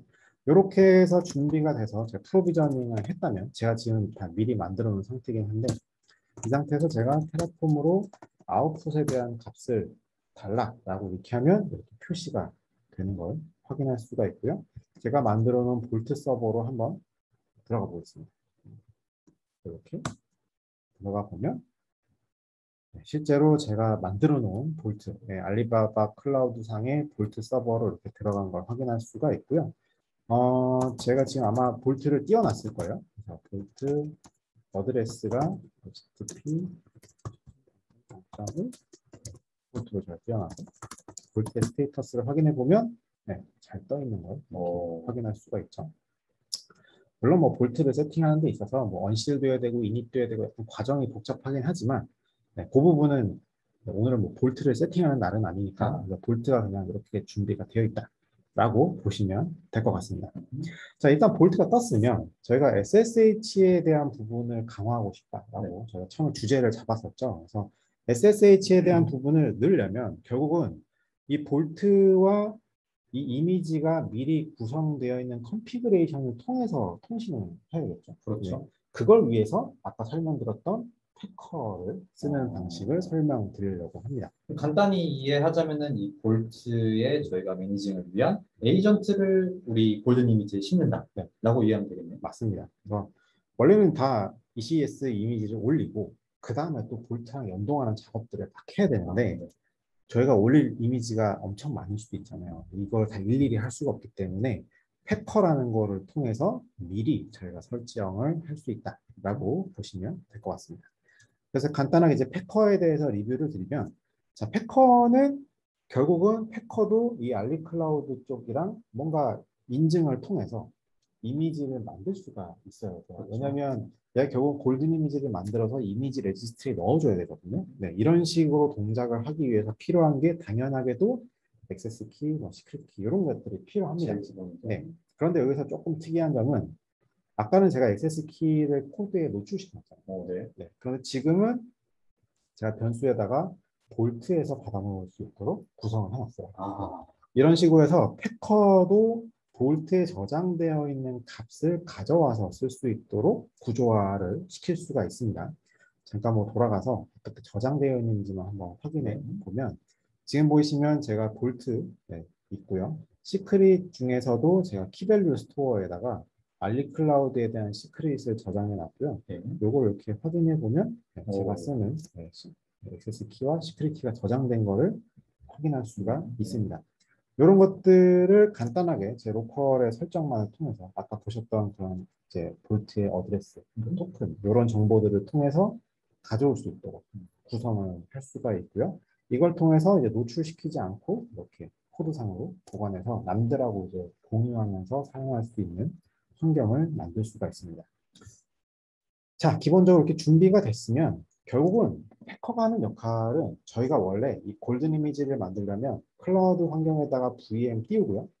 제가 SSH를 접근한 다음에 작업을 막 한 다음에 파워오프하고 이미지 만들어라고 이렇게 해야 되거든요. 네, 이것들을 그냥 자동화해 준다라고 보시면 될 것 같아요. 그래서 접근한 다음에 제가 하고 싶은 것들은 밑에 보이는 이런 과정인 거죠. 그래서 파일을 복사하고 쉘 스크립트를 실행해라고 하는 이런 과정들이 포함되어 있다라고 보시면 될 것 같고요. 이 두 가지를 간단하게 설명드리면 위에 보시는 거는 제가 볼트랑 연동하기 위한 템 설정, XSH 설정 이런 것들을 해놨습니다. 네, 파일은 제가 올려놨기 때문에 어떤 설정들이 되어 있는지만 이렇게 확인해 보시면 될 것 같고요. 결국 이렇게 볼트랑 연결시키기 위한 컨피그레이션을 미리 골든 이미지로 했다라고 보시면 될 것 같습니다. 자, 이런 식으로 해서 제가 구성에 대한 준비가 끝났고 제가 테스트를 하기 위한 아파치도 이렇게 올릴 수 있도록 준비를 해놨고요. 자, 이 상태에서 패커를 기존에는 1 언더바 4였으니까 1 언더바 5로 구성을 다시 해서 빌드를 수행해 보겠습니다. 네, 명령어가 실행되면 자, 아까 보셨던 그런 액세스 키, 시크릿 키를 이용해서 이 패커가 실제 알리바바 클라우드에 이 동작을 하기 위한 골든 이미지를 만들기 위한 템퍼러리 VPC, 템퍼러리 시큐리티 그룹, 템퍼러리 이미지를 만들어주고 얘가 아까 제가 정의한 파일 복사, SSH에 대한 실행 이런 것들을 해주는 거죠. 네. 그래서 한 번만 만들어 놓으면 계속 지속적으로 쓰실 수가 있고 대부분이 골든 이미지를 만들어 놓으면 변경되는 부분은 패키지 버전 좀 변경이 될 거예요. 그렇죠. 네, 이런 것들이 대부분이에요. 그래서 이런 것들만 잘 코드적으로 관리를 하게 되면 언제든지 저희가 원하는 골든 이미지를 만들 수 있다라고 보실 수가 있을 것 같아요. 네. 그러면 저희가 가지고 있는 이 리소스 환경에 우리가 골든 이미지를 포함을 해서 새로운 우리가 사용할 이미지를 만들기 위한 이미지 저희 네트워크 환경과 인스턴스가 뜨고 그 만들어진 인스턴스에서 이미지를 추출을 하고 나서 이 전체를 모두 다 내리는 프로세스. 맞습니다. 네. 그러니까 지금 로그상에 보면 인스턴스를 실제로 띄웠잖아요. 네. 실제로 띄웠고 그리고 지금 현재 떠서 SSH가 붙었어요. 그 다음에 하는 작업이 파일을 복사하고 있죠. 네. 보면은 다시 돌아가서 저희 아까 ECS 콘솔에 들어가서 한번 보면 컴퓨팅 서비스로 들어가서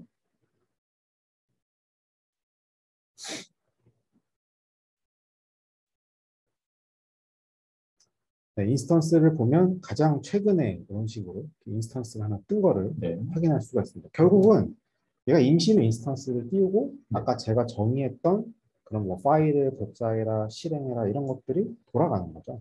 지금 화면에 보이시는 것처럼 인스턴스는 이미 떴고 그 다음에 제가 지금 올리고 있는 이런 패키지가 실제 돌아가는 이런 것들을 확인할 수가 있습니다.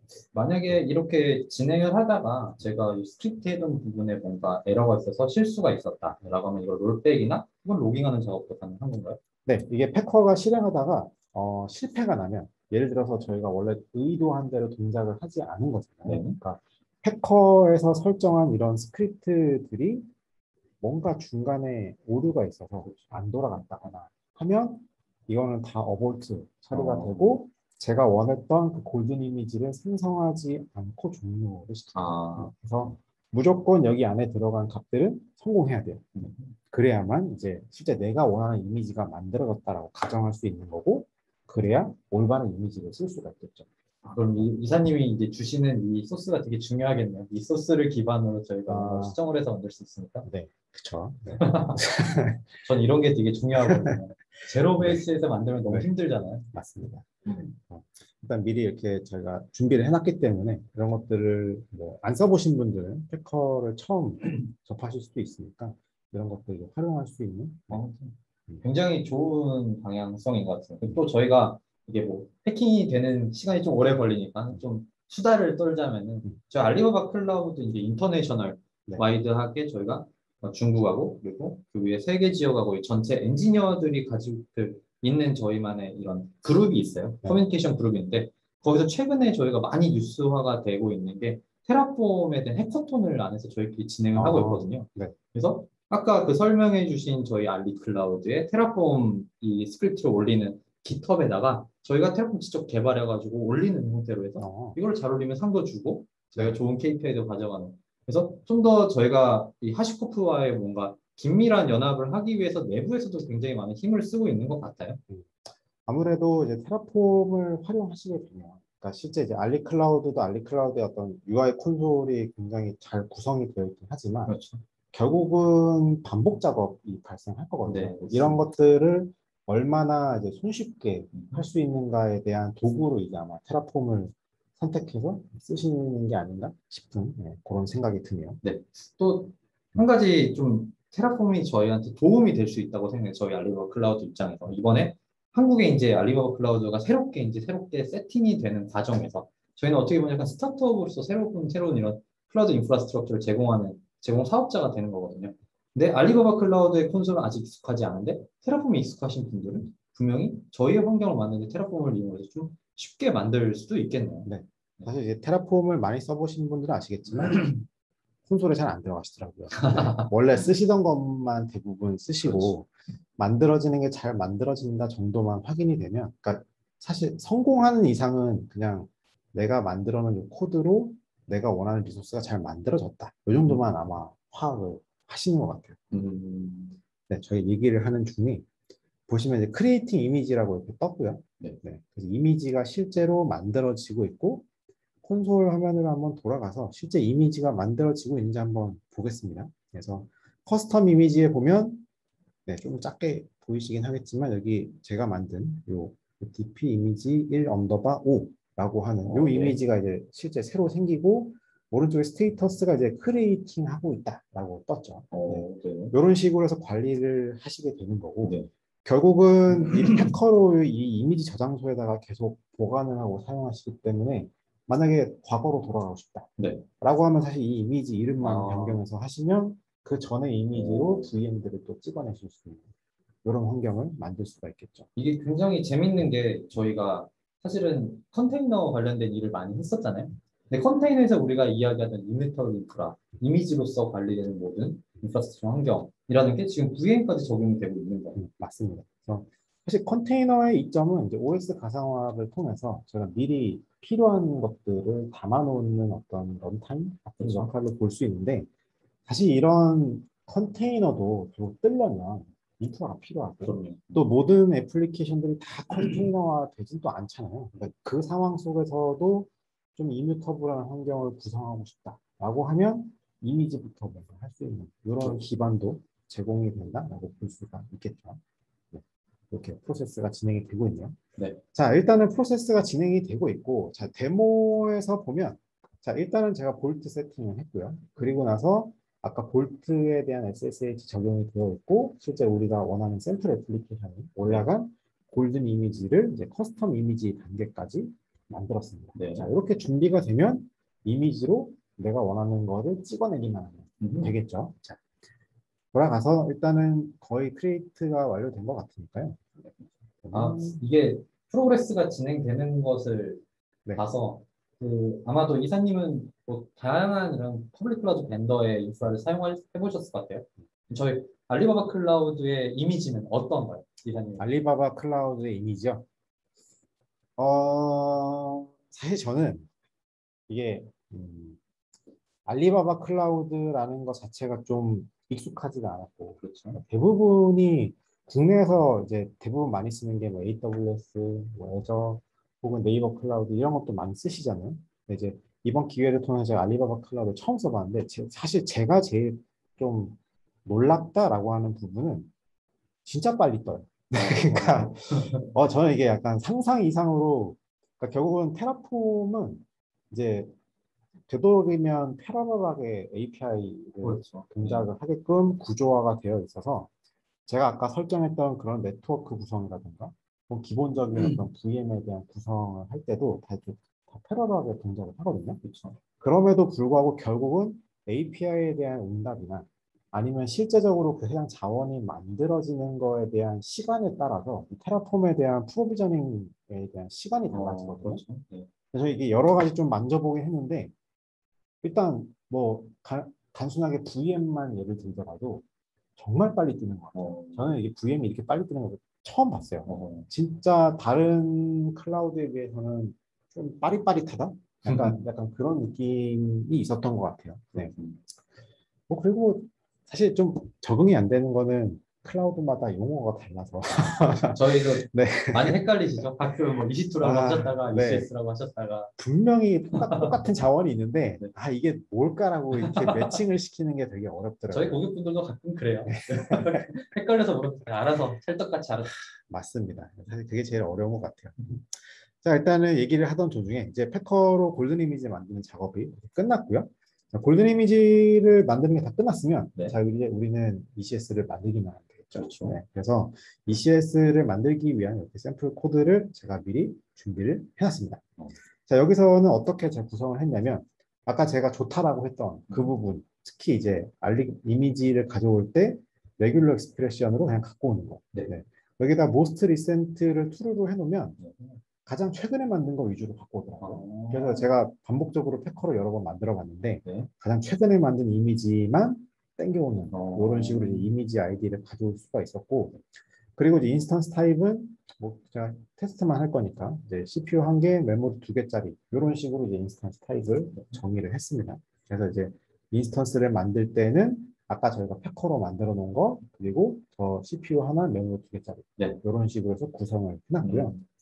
여기서 조금 특이한 부분은 저희가 VM을 만들 때 하나만 만들진 않잖아요. 네, 여러 개를 만들 수 있어요. 그래서 테라폼은 코드이기 때문에 결국 저희가 원하는 대로 루프를 돌릴 수가 있습니다. 네, 사실 저는 이게 테라폼의 제일 큰 매력이라고 생각을 그러네요. 하는데 이 이품원과 콩문이 들어갈 수 있다는 것은 정말 많은 것을 할 수 있다는 거죠. 그렇죠. 그래서 반복 작업을 최대한 줄이기 위해서 저희가 노력할 수 있다는 부분이 인상적이고, 보시면 카운트라는 게 들어가고 카운트의 숫자가 정의되면 이 정의된 개수만큼 이 똑같은 인스턴스를 만들게 되어 있어요. 네, 이런 식으로 구성이 되어 있고, 앞서 보셨던 것과 조금 차이가 있는 거는 저희가 이 프로바이더를 구성할 때 리모트라고 하는 이런 백엔드 구성을 할 수가 있습니다. 자, 이 백엔드 구성을 하면 소스 코드는 제 로컬에 있지만 네. 실제로 실행되는 거는 테라폼 엔터프라이즈나 클라우드 환경이 될 수 있어요. 네, 이런 식으로 해서 개발을 하시는 분들이 내 로컬에다가 뭔가 테스트를 할 수 있지만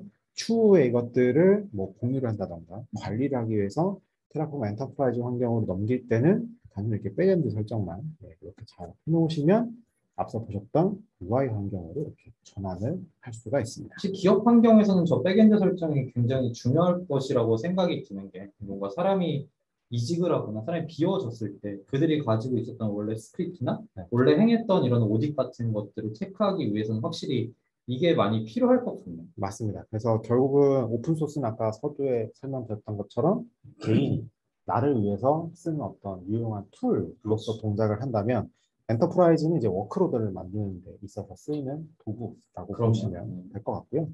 그래서 이제 ECS에 대해서 아까 코드상에 보면 제가 ECS라고 이렇게 해놨는데 ECS에 대해서 이닛을 하면 자동으로 이렇게 이닛을 해서 워크 스페이스가 이렇게 생성이 되게 되고요. 네. 그리고 하나 설명드렸던 베리에이블에 대한 관리.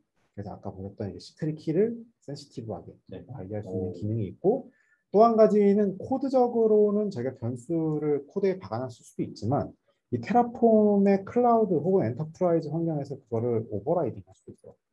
네, 그래서 네. 지금 보시는 것처럼 연계로 되어 있는데 요거를 제가 숫자를 이렇게 3 이런 식으로 바꿔서 저장을 해 놓으면 이걸로 인해서 프로비저닝이 되면 이 해당 클라우드 혹은 엔터프라이즈 환경에 있는 변수로 처리가 돼서 올라가는 것을 확인할 수가 있겠죠. 일단 저런 식으로 이제 관리가 된다라고 하는 부분도 있고요. 네.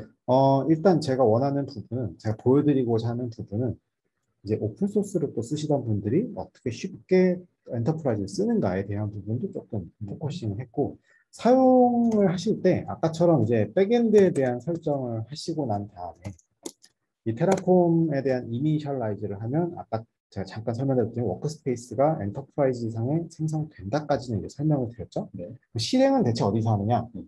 실행은 둘 다 할 수 있습니다. 네, CLI에서도 하실 수 있고 엔터프라이즈 환경에서 UI로 하실 수가 있어요. 아, 이 꼭 테라폼 어플라이라고 하는 저희가 명령 치지 않고 네. 그냥 UI에서 클릭으로도 실행이 가능한 그렇죠. 거죠? 네, 아까 보여드렸던 이 UI 환경에 가보면 이 해당 워크스페이스 안에 액션에서 이렇게 플랜을 눌러서 네. 실행하실 수도 있고, 원래 내가 하던 방식은 CLI가 편해 라고 네. 하시는 분들도 많을 수 있겠죠. 그런 분들은 CLI를 통해서 실행하는 것도 가능합니다. 이런 식으로 하게 되면 되게 특이한 메시지가 하나 보일 텐데, 여기 보시면 컨트롤 C를 누르더라도 캔슬되지 않는다 이런 얘기가 나와요. 네. 자, 오픈소스를 쓰시던 분들은 로컬에서 돌아가기 때문에 제 로컬에서 만약에 프로비저닝 하다가 PC가 다운되거나 리부팅 되거나 제가 실수로 뭔가 컨트롤 C를 누르면 취소됩니다. 날라가죠. 네, 작동하던 게 동작하지 않겠죠. 그런데 기본적으로 백엔드가 테라폼 엔터프라이즈 환경이랑 연동이 되어 있으면 백엔드에서 해당 자원이 생성되고 거기서 동작을 하기 때문에 네. 제가 이 상태에서 컨트롤 C를 누르거나 PC가 꺼지거나 하더라도 그냥 그대로 동작을 계속 한다라고 보시면 될 것 같습니다. 자, 일단 이렇게 플랜을 했고, 자, 저는 이제 CLI로 확인했지만 네. 여기에 대한 어플라이는 권한이 없다라고 하고, 이 어플라이에 대한 권한은 다른 사람에게 있을 수도 그렇죠? 있겠죠. 뭐 아이들에게. 운영자나 관리자나 이런 PM 같은 분들이 할 수도 있죠. 맞습니다. 그렇게 됐을 때는 UI 같은 데로 들어가셔서 확인을 해보시고, 아, 플랜을 떴더니 이렇게 떴네. 네, 아, 이런 거를 만드는구나 라고 하고, 아, 우리가 정한 정책대로 잘 반영을 했네. 이런 것들을 이제 눈으로 네. 확인하실 수가 있는 거죠. 그럼 이 시점에서 이런 매니저나 승인을 할 승인권자가 내 작업이 뭔가 리퀘스트가 됐다라는 것을 노티파이도 받을 수 있나요? 네, 받을 수 있습니다. 요건 이제 어플라이를 일단 제가 먼저 누르고 설명을 드릴 텐데요. 자, 어플라이를 하면 앞서 보셨던 이 플랜에서 나왔던 이런 EC2 인스턴스 3개 만들 거야 라고 하는 게 실제 반영되는 거를 볼 수가 있고요. 그렇게 앞서 질문 주셨던 것처럼 노티파이를 받으려면 해당 워크스페이스에 있는 요 노티피케이션을 선택하시면 여기서 웹훅이나 이메일이나 슬랙 요 형태로 노티피케이션을 받으실 수 있습니다. 웹훅을 쓸 수 있으면 거의 모든 저희가 쓰는 커뮤니케이션 툴하고 연동이 되겠네요. 맞습니다. 그래서 이런 각각의 테라폼의 작업들을 이제 알람을 받고 뭔가 승인이 필요할 때 승인을 해주고 이런 식으로 동작을 할 수가 있겠죠. 자, 이렇게 런이 돌고 있는데 이렇게 지금 돌고 있는 ECS 인스턴스가 이렇게 구성이 되고 있고 이 구성이 완료가 되면 그러면 실제로 저희가 원하는 인스턴스가 이 안에 생성이 되는 것을 확인할 수가 있겠고요. 네, 인스턴스 화면으로 돌아가면 제가 지금 만들고 있는 ECS 012 이렇게 이제 생성된 벌써 거를 러닝이네. 네, 확인할 수가 있죠. 네. 벌써 러닝이라고 하신 말처럼 정말 빠르게 만들어지는 것 같아요. 네, 되게 상상 이상이긴 한데 어쨌든 그래서 제가 원했던 이제 3개를 만들고 싶다라고 정의를 했었고요. 이 3개를 만든 ECS가 3개가 이제 만들어진 거를 확인할 수가 있습니다. 근데 문제는 이렇게 여러 개를 만들어 놓으면 결국은 앞단에 LB가 필요할 수 있잖아요. 그래서 제가 준비한 것 중에 하나가 SLB가 있어요. 네. 이 SLB는 코드적으로 분석을 해보면 SLB가 있고 그 다음에 백엔드로서 생성된 ECS 아이디를 넣어주게끔 구조화가 되어 있더라고요. 그런데 이 부분을 조금 자동화하기 위해서 이 테라폼 코드에서 쓴 내용은 다이나믹이라는 부분을 썼습니다. 이 다이나믹이라는 부분은 이것도 마찬가지로 포이치라고 하는 걸로 루프로 조릴 수가 있거든요. 지금 보시면 조금 특이하다라고 느끼시는 분도 계시겠지만 일단 디렉토리가 달라요. 그렇네요. 디렉토리가 다르고 이 각각이 프로비저닝 되는 이 워크스페이스도 달라요.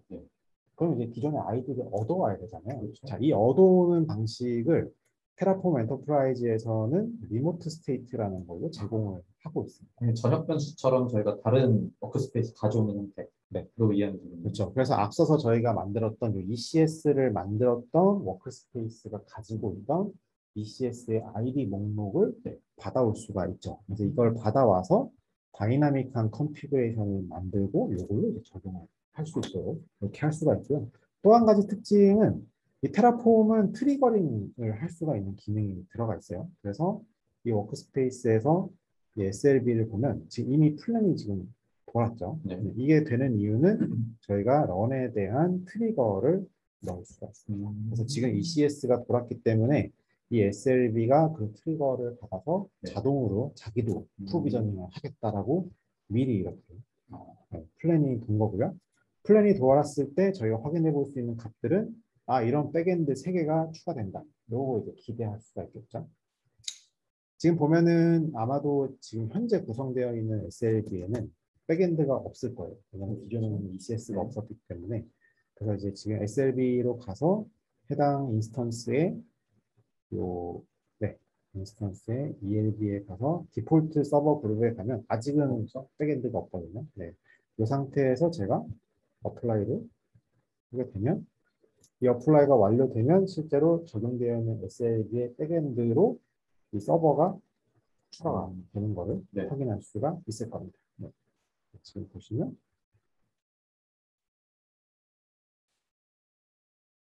이렇게 추가된 화면을 볼 수가 있죠. 바로 이런 식으로 해서 결국은 제가 코드적으로 한다는 게 좀 어색하실 수도 있지만 사실 이렇게 뭔가 추가하고 하는 작업들을 UI 상에서 다 하는 게 불편하실 수도 있거든요. 사실 어떤 것들은 UI가 편할 수도 있고 어떤 것들은 불편할 수도 있어요. 특히나 이제 반복 작업 같은 경우가 좀 불편할 수 있겠죠. 이런 것들을 좀 자동화할 수 있는 이런 것들이 이제 이런 테라폼을 활용했을 때 나아지는 부분이기도 하고 또 코드로 되어 있기 때문에 검증하는 것도 할 수 있다라고 보실 수 있을 것 같아요. 이게 코드로 되어 있는 게 단점이라고도 할 수 있는데 장점은 사실 처음에 저희 코드를 짜기 위해서는 좀 많은 시간과 무언가의 기술력도 필요하지만 한 번 짜놓은 코드에서 우리가 수정하는 건 굉장히 쉽거든요. 그래서 우리가 뭔가 클릭으로 새롭게 ECS가 추가될 때마다 SLB에 넣어주는 게 아니라 이 코드로서 우리가 뭔가 제어를 할 수 있으니까 훨씬 더 운영하기엔 편할 것 같습니다. 맞습니다. 그래서 당연히 코드라는 부분이 처음에 러닝 커브는 좀 생기시는 부분은 당연하긴 한데 한 번만 잘 익숙해지면 저희가 했던 여러 가지 좀 노가다성, 반복 작업들을 굉장히 많이 자동화 시킬 수 있다. 우리는 칼퇴할 수 있다. 퇴근 중요하죠. 그런 식으로 저희 어떤 업무적인 부분에 대해서 반복 작업을 줄일 수 있다라고 하는 부분이 테라폼의 강점이라고 볼 수가 있겠습니다. 자, 이렇게 프로비저닝이 완료가 됐고 사실 이제 마지막으로 보여드릴 부분은 볼트에 뭐 잊어버리실 수도 있지만 OTP 기능이 있겠죠. 그래서 이 OTP 기능을 위해서 지금 보시면 이렇게 퍼블릭으로 제가 이렇게 IP를 만들어 놨습니다. 볼트의 구성이 완료가 된 이 OTP 기능은 저희 뭐 볼트의 저희 도큐먼트에도 가시면 어떻게 쉽게 하는지는 다 나와 있어요. 제가 뭐 이걸 어떻게 세팅하는지를 알려드린다기보다는 앞서서 제가 강조했던 부분은 이 보안이라는 부분이 자연스럽게 이 데브옵스 과정에 들어가야 된다라고 설명을 드렸었고 그래서 저희가 이뮤터블이라는 인프라 그리고 코드로 관리되는 인프라를 설명드렸고 거기에 더불어서 이 볼트에 대한 OTP 설정을 넣은 상태로 저희가 이미지를 만들었죠. 그래서 이렇게 되면 저희가 볼트에 지금 현재 제가 로그인을 했는데 로그인이 안 되면 당연히 이 OTP를 볼 수가 없겠죠. 그리고 이 OTP에 들어가서 제가 붙고 싶은 이 IP에 대해서 제너레이트를 하면 IP가 이렇게 생성이 되죠. 자, 이렇게 원타임 패스워드가 만들어지면 자, 이걸 가지고 저희가 들어갈 수가 있는 거죠. 그래서 간단하게 여기서 SSH로 SSH 테스트, 아까 제가 테스트 계정으로 만들어 놨거든요. 네. 이렇게 해서 IP를 치게 되면 처음 들어가는 호스트여가지고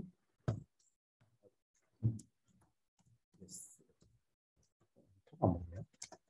잠시만요. SSH 테스트 올랐나? 제가 터미널을 하나 더 띄우겠습니다. 네. 터미널을 띄워. 아니, 겁니다. 좋죠. 네, 이럴 수도 있죠. 네. 자, 여기서 제가 SSH 붙고 싶다라고 했고 yes로 엔터를 치면 패스워드 입력하라고 나왔거든요. 네. 네. 이 상태에서 제가 아까 보여드렸던 게 이 패스워드가 나왔었죠. 네, 요거를 복사해서 붙여놓고 엔터를 치게 되면 오, 붙었죠. 네. 이 패스워드는 지금 쓰면은 다시는 쓰지 못하는 패스워드. 맞습니다. 제가 지금 현 상태에서 EX 이렇게 엑시트로 빠져나간 다음에 다시 해당 거에 붙고 여기다가 제가 붙여넣기 이렇게 페이스트를 한 다음에 엔터를 누르면 안 되네. 로그인이 안 되죠. 네, 한 번밖에 못 쓰기 때문에. 네. 자, 그럼 제가 이 상태에서 다시 발급받아 볼게요. 이 상태에서 돌아가서 백 한 다음에 다시 테스트에 붙고 싶고 IP가 까먹었네요. 네, IP가 8점 이렇게 해서 다시 나는 가고 싶어 라고 만들면 새로운 원타임 패스워드가 만들어지고 이걸 가지고 제가 붙여넣고 들어가게 되면 붙었죠. 이렇게 되면은 어태커들이 이 SSH 절대 뚫을 수가 없겠는데. 맞습니다. 네, 이 SSH는 들어올 수도 없고 이미 패스워드 자체가 없는 상태이기 때문에 뭐 퍼블릭으로 아무리 열려 있어도 들어올 수가 없다라고 하는 장점이 생기죠. 그리고 또 한편으로는 결국 이 클라우드 인프라가 굉장히 동적이고 또 요청에 따라서 저희가 계속 만들어지는 인프라이기 때문에 저희가 이 발급받는 혹은 이걸 사용하시는 사용자들도 안전하게 네. 접근할 수 있다라고 하는 장점이 생긴다라고 볼 수가 장점인 것 있습니다. 네. 자, 여기까지는 제가 보여드리고자 하는 여러 가지 데모가 섞여 있긴 했지만 네, 볼트도 썼었고 테라폼도 썼고 패커를 써서 안전하게 이제 셋옵스를 하고 싶다라고 하는 것들을 하시코프 관점에서 보여드렸고요. 자, 다음으로는 알리바바 클라우드 이미 준비되어 있는 사실 저는 퍼블릭 클라우드가 좋다라고 하는 점은 이런 요소 같아요. 그러니까 원래는 저희가 다 돈을 들여서 장비를 구입해가지고 안에다가 설치하고 막 세팅하고 이렇게 했던 것들인데 서비스가 있는 것만 알면 쉽게 그냥 이네이블 시켜서 붙일 수 있고 사실 저는 이게 제일 좋은 점이라고 저는 생각을 합니다. 네. 맞습니다. 이게 사실 이런 뭔가 까만 화면에서 우리 CLL을 이렇게 예전에 작업했던 것처럼 치는 것을 굉장히 좋아하시는 분들도 있지만 사실 그거에 들어가는 시간이 굉장히 많거든요. 데폴트 분명히 러닝해야 되는 부분도 많고 근데 확실히 클라우드라고 하는 클라우드에서 제공하는 서비스라는 부분은 이미 준비되어 있고 매니지드가 된 상황에서 우리는 이네이블이나 컨피그만 작업으로 모든 우리가 필요한 작업들을 할 수 있다는 것이 가장 큰 장점일 것 같아요. 네. 그래서 오늘은 이렇게 뭔가 우리가 세팅하기 굉장히 어려운 작업 중 하나인 네트워크 서비스 강화, 네트워크 보안 강화에 대해서 말씀을 드리고자 해요. 네, 아까도 잠깐 말씀드렸지만 강조하고 싶었던 부분이 우리가 이야기하는 뎁스옵스 중에서 분명히 인프라스트럭처 혹은 개발에 대한 부분은 우리가 하시코프에서 제공하시는 이런 서비스에 의해서 많이 보호가 되고 있어요. 물론 저희가 제공해드리는 서비스들도 있지만 이걸로도 우리가 자동화돼서 서비스를 만족하실 수도 있거든요. 하지만 이 인스턴스가 외부로부터 들어오는 접근에 대한 이런 트래픽에 대한 제어, 그러니까 즉 네트워크에 대한 제어는 알리바바 클라우드의 서비스에 분명히 도움받을 게 있다고 생각을 하거든요. 그래서 저는 이런 네트워크 관련된 서비스를 준비를 해봤고요. 첫 번째는 시큐리티 센터라고 하는 저희 중앙관리형 이런 컨피그레이션을 할 수 있는 매니지먼트를 보여드릴 거고요. 두 번째는 클라우드 파이어월, 세 번째는 와프, 네 번째로는 엔티디도스 프리미엄이라고 하는 서비스를 붙여서 우리의 서비스를 한번 확인해 보는 것으로 마치도록 하겠습니다. 네. 그러면 제가 스크린을 가져와 보도록 할게요. 전 사실 이번 세션이 되게 궁금합니다. 네. 제가 이 클라우드의 서비스들이 굉장히 많은데 잘 쓰는 거는 쉽지 않거든요. 네. 그렇죠. 자, 그러면은 먼저 우리가 서비스를 패커로 올려주실 때 분명히 아까 잠깐 봤는데 아파치에다가 서비스 하나 올려주셨잖아요. 맞아요. 그거를 제가 접근하기 위해서 SLB에서 저희가 어사인을 해놓은 이런 퍼블릭 IP를 입력을 해서 한번 새로운 창에 한번 띄워볼게요. 뭐가 나올까요? 자, 뭐 고양이가 또 나오네요. 귀여운 제가 고양이가. 잘 준비했죠. 네. 이게 네. 참 이런 게 있어야지 우리 또 보시는 분들이 지루하지 않고 한번 귀엽네 할 수 있죠. 네. 근데 이거를 저는 도메인으로 제가 원래 기존에 가지고 있는 도메인으로 연결을 해볼 거예요. 이거는 miao.사장님.com이랑 사장님.com은 제가 개인적으로 가지고 있는 도메인이고요. 엔터를 쳤는데 지금 당연히 아무런 도메인도 연결이 돼 있지 않으니까 접속을 할 수가 없습니다. 구성을 아무것도 안 해놓으신 안 거예요? 해놓죠. 네. 네, 이제부터 할 겁니다. 알겠습니다. 네, 여기서 사실 도메인 우리가 저희 알리바바 클라우드에서 제공하는 DNS 서비스에다가 A 레코드로 그냥 저희 그 miao.사장님.com에다가 이 IP를 종속시키면 저희가 어사인을 시키면은 바로 들어갈 수도 있어요. 근데 저는 이 서비스 앞에다가 클라우드 파이어를 먼저 이네이블 할 거고요. 네. 그 앞에다가 와프를 얹을 거고요. 네. 와프 앞에다가 엔티디도스를 놓을 겁니다. 뭔가 복합적으로 막 이렇게 들어가는 느낌이네요. 그렇죠. 용도에 따라서 다 넣는 건가요? 아니면 뭐 넣고 빼고는 자유로운 건가요? 넣고 빼고는 굉장히 자유롭고요. 그리고 사용자의 니즈에 따라서 어떤 형태, 어떤 스택까지의 보호를 할 것인가에 대해서 컨피그레이션을 할 수 있는데요. 저는 네. 일단 모든 것을 다 때려 박을 수 있는 컨피그레이션을 먼저 진행을 해볼게요. 네네. 네.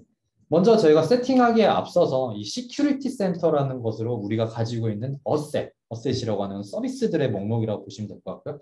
어셋에서 한번 평가를 해보겠습니다. 먼저 첫 번째로 보이는 게 바로 이 시큐리티 스코어라고 하는 부분이에요. 시큐리티 스코어에 지금 하이 리스크죠.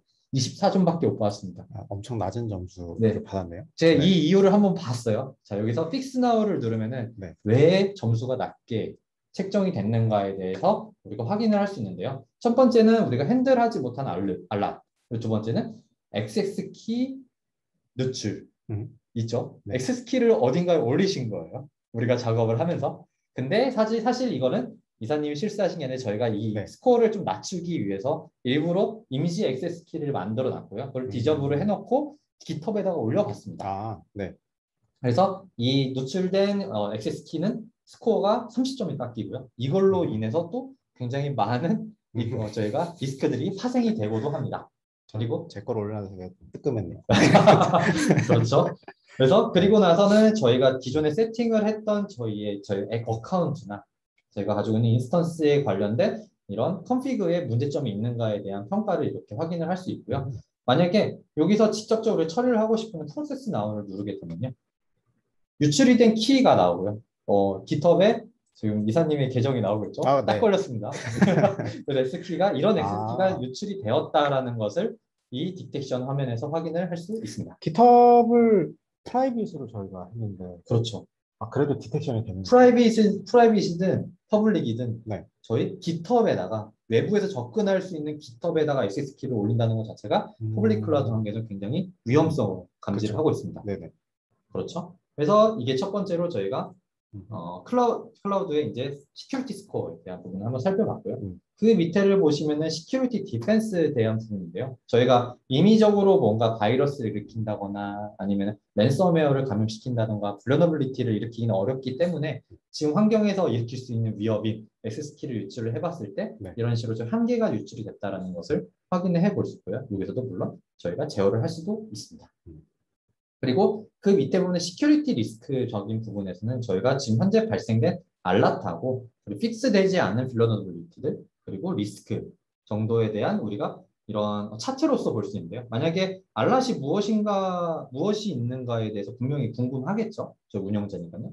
프로세스 나우를 누르게 되면은 지금 현재 우리 환경에서 발생된 알라트를 확인할 수 있는데요. 이 알라트를 직접 딱 클릭하게 되면은 어떤 이유에서 이 알라트 발생했는지에 대해서 어디서 발생했는지, IP가 무엇인지에 대해서 디테일이 나오게 됩니다. 여기서 간단히 확인해 보면은 뭐 액세스 키가 유출이 됐는데 그 유출된 키로 저희가 ECS를 생성을 한 것 같아요. 그래서 그 ECS는 외부로 노출이 될 위험성이 있다라는 그런 위험성을 감지를 한 이런 알라스로 보시면 될 것 같습니다. 네, 이건 되게 좋은 것 같아요. 이게 결국은 이제 클라우드를 이제 쓰시기 시작하면 그렇죠. 결국은 이 액세스 키에 대한 관리가 되게 중요한데 굉장히 중요해요. 제가 아무리 이렇게 주의를 주거나 하더라도 어찌됐건 유출될 가능성이 있는 그럼요. 거잖아요. 근데 맞습니다. 이거를 이렇게 디텍팅해서 보여준다는 것 자체가 보안에 대한 걸 관리하는 쪽 입장에서는 굉장히 유용할 것 같기도 하고. 그렇죠. 이게 네. 보안을 관리하는 쪽도 관리하는 쪽인데 음, 인프라적인 측면에서도 우리가 음, 보안 사고를 일으킨다는 건 우리의 책임이거든요. 네. 그런 걸 미연에 방지할 수 있다는 것도 큰 장점일 수도 네네. 있겠죠. 네, 이렇게 해서 우리가 오버뷰 화면에서 간단한 우리가 가지고 있는 위험성 정도를 우리가 체크를 할 수 있었는데요. 여기서 사실 제가 만약에 보안 운영자라면은 이 알리바바 클라우드를 운영하는 보안 운영자면 이 하나 창 화면으로도 제가 모든 것을 다 제어를 할 수 있다고 볼 수도 있을 것 같아요.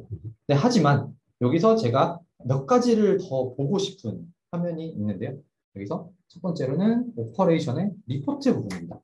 제가 언제까지나 저 혼술 화면을 볼 수는 없잖아요. 지금 저는 데일리 리포트를 미리 생성을 해놨는데요. 저는 뭐 PM 작업이 되면 목요일 아침이니까 매일 뭐 목요일 아침에 이 보안에 대한 저희가 그 리포트를 쫙 뽑아가지고 제 메일로 한번 받고 그날 한번 제 모든 것을 좀 프로세싱을 하는 이런 리포트를 한번 생성을 해보겠습니다.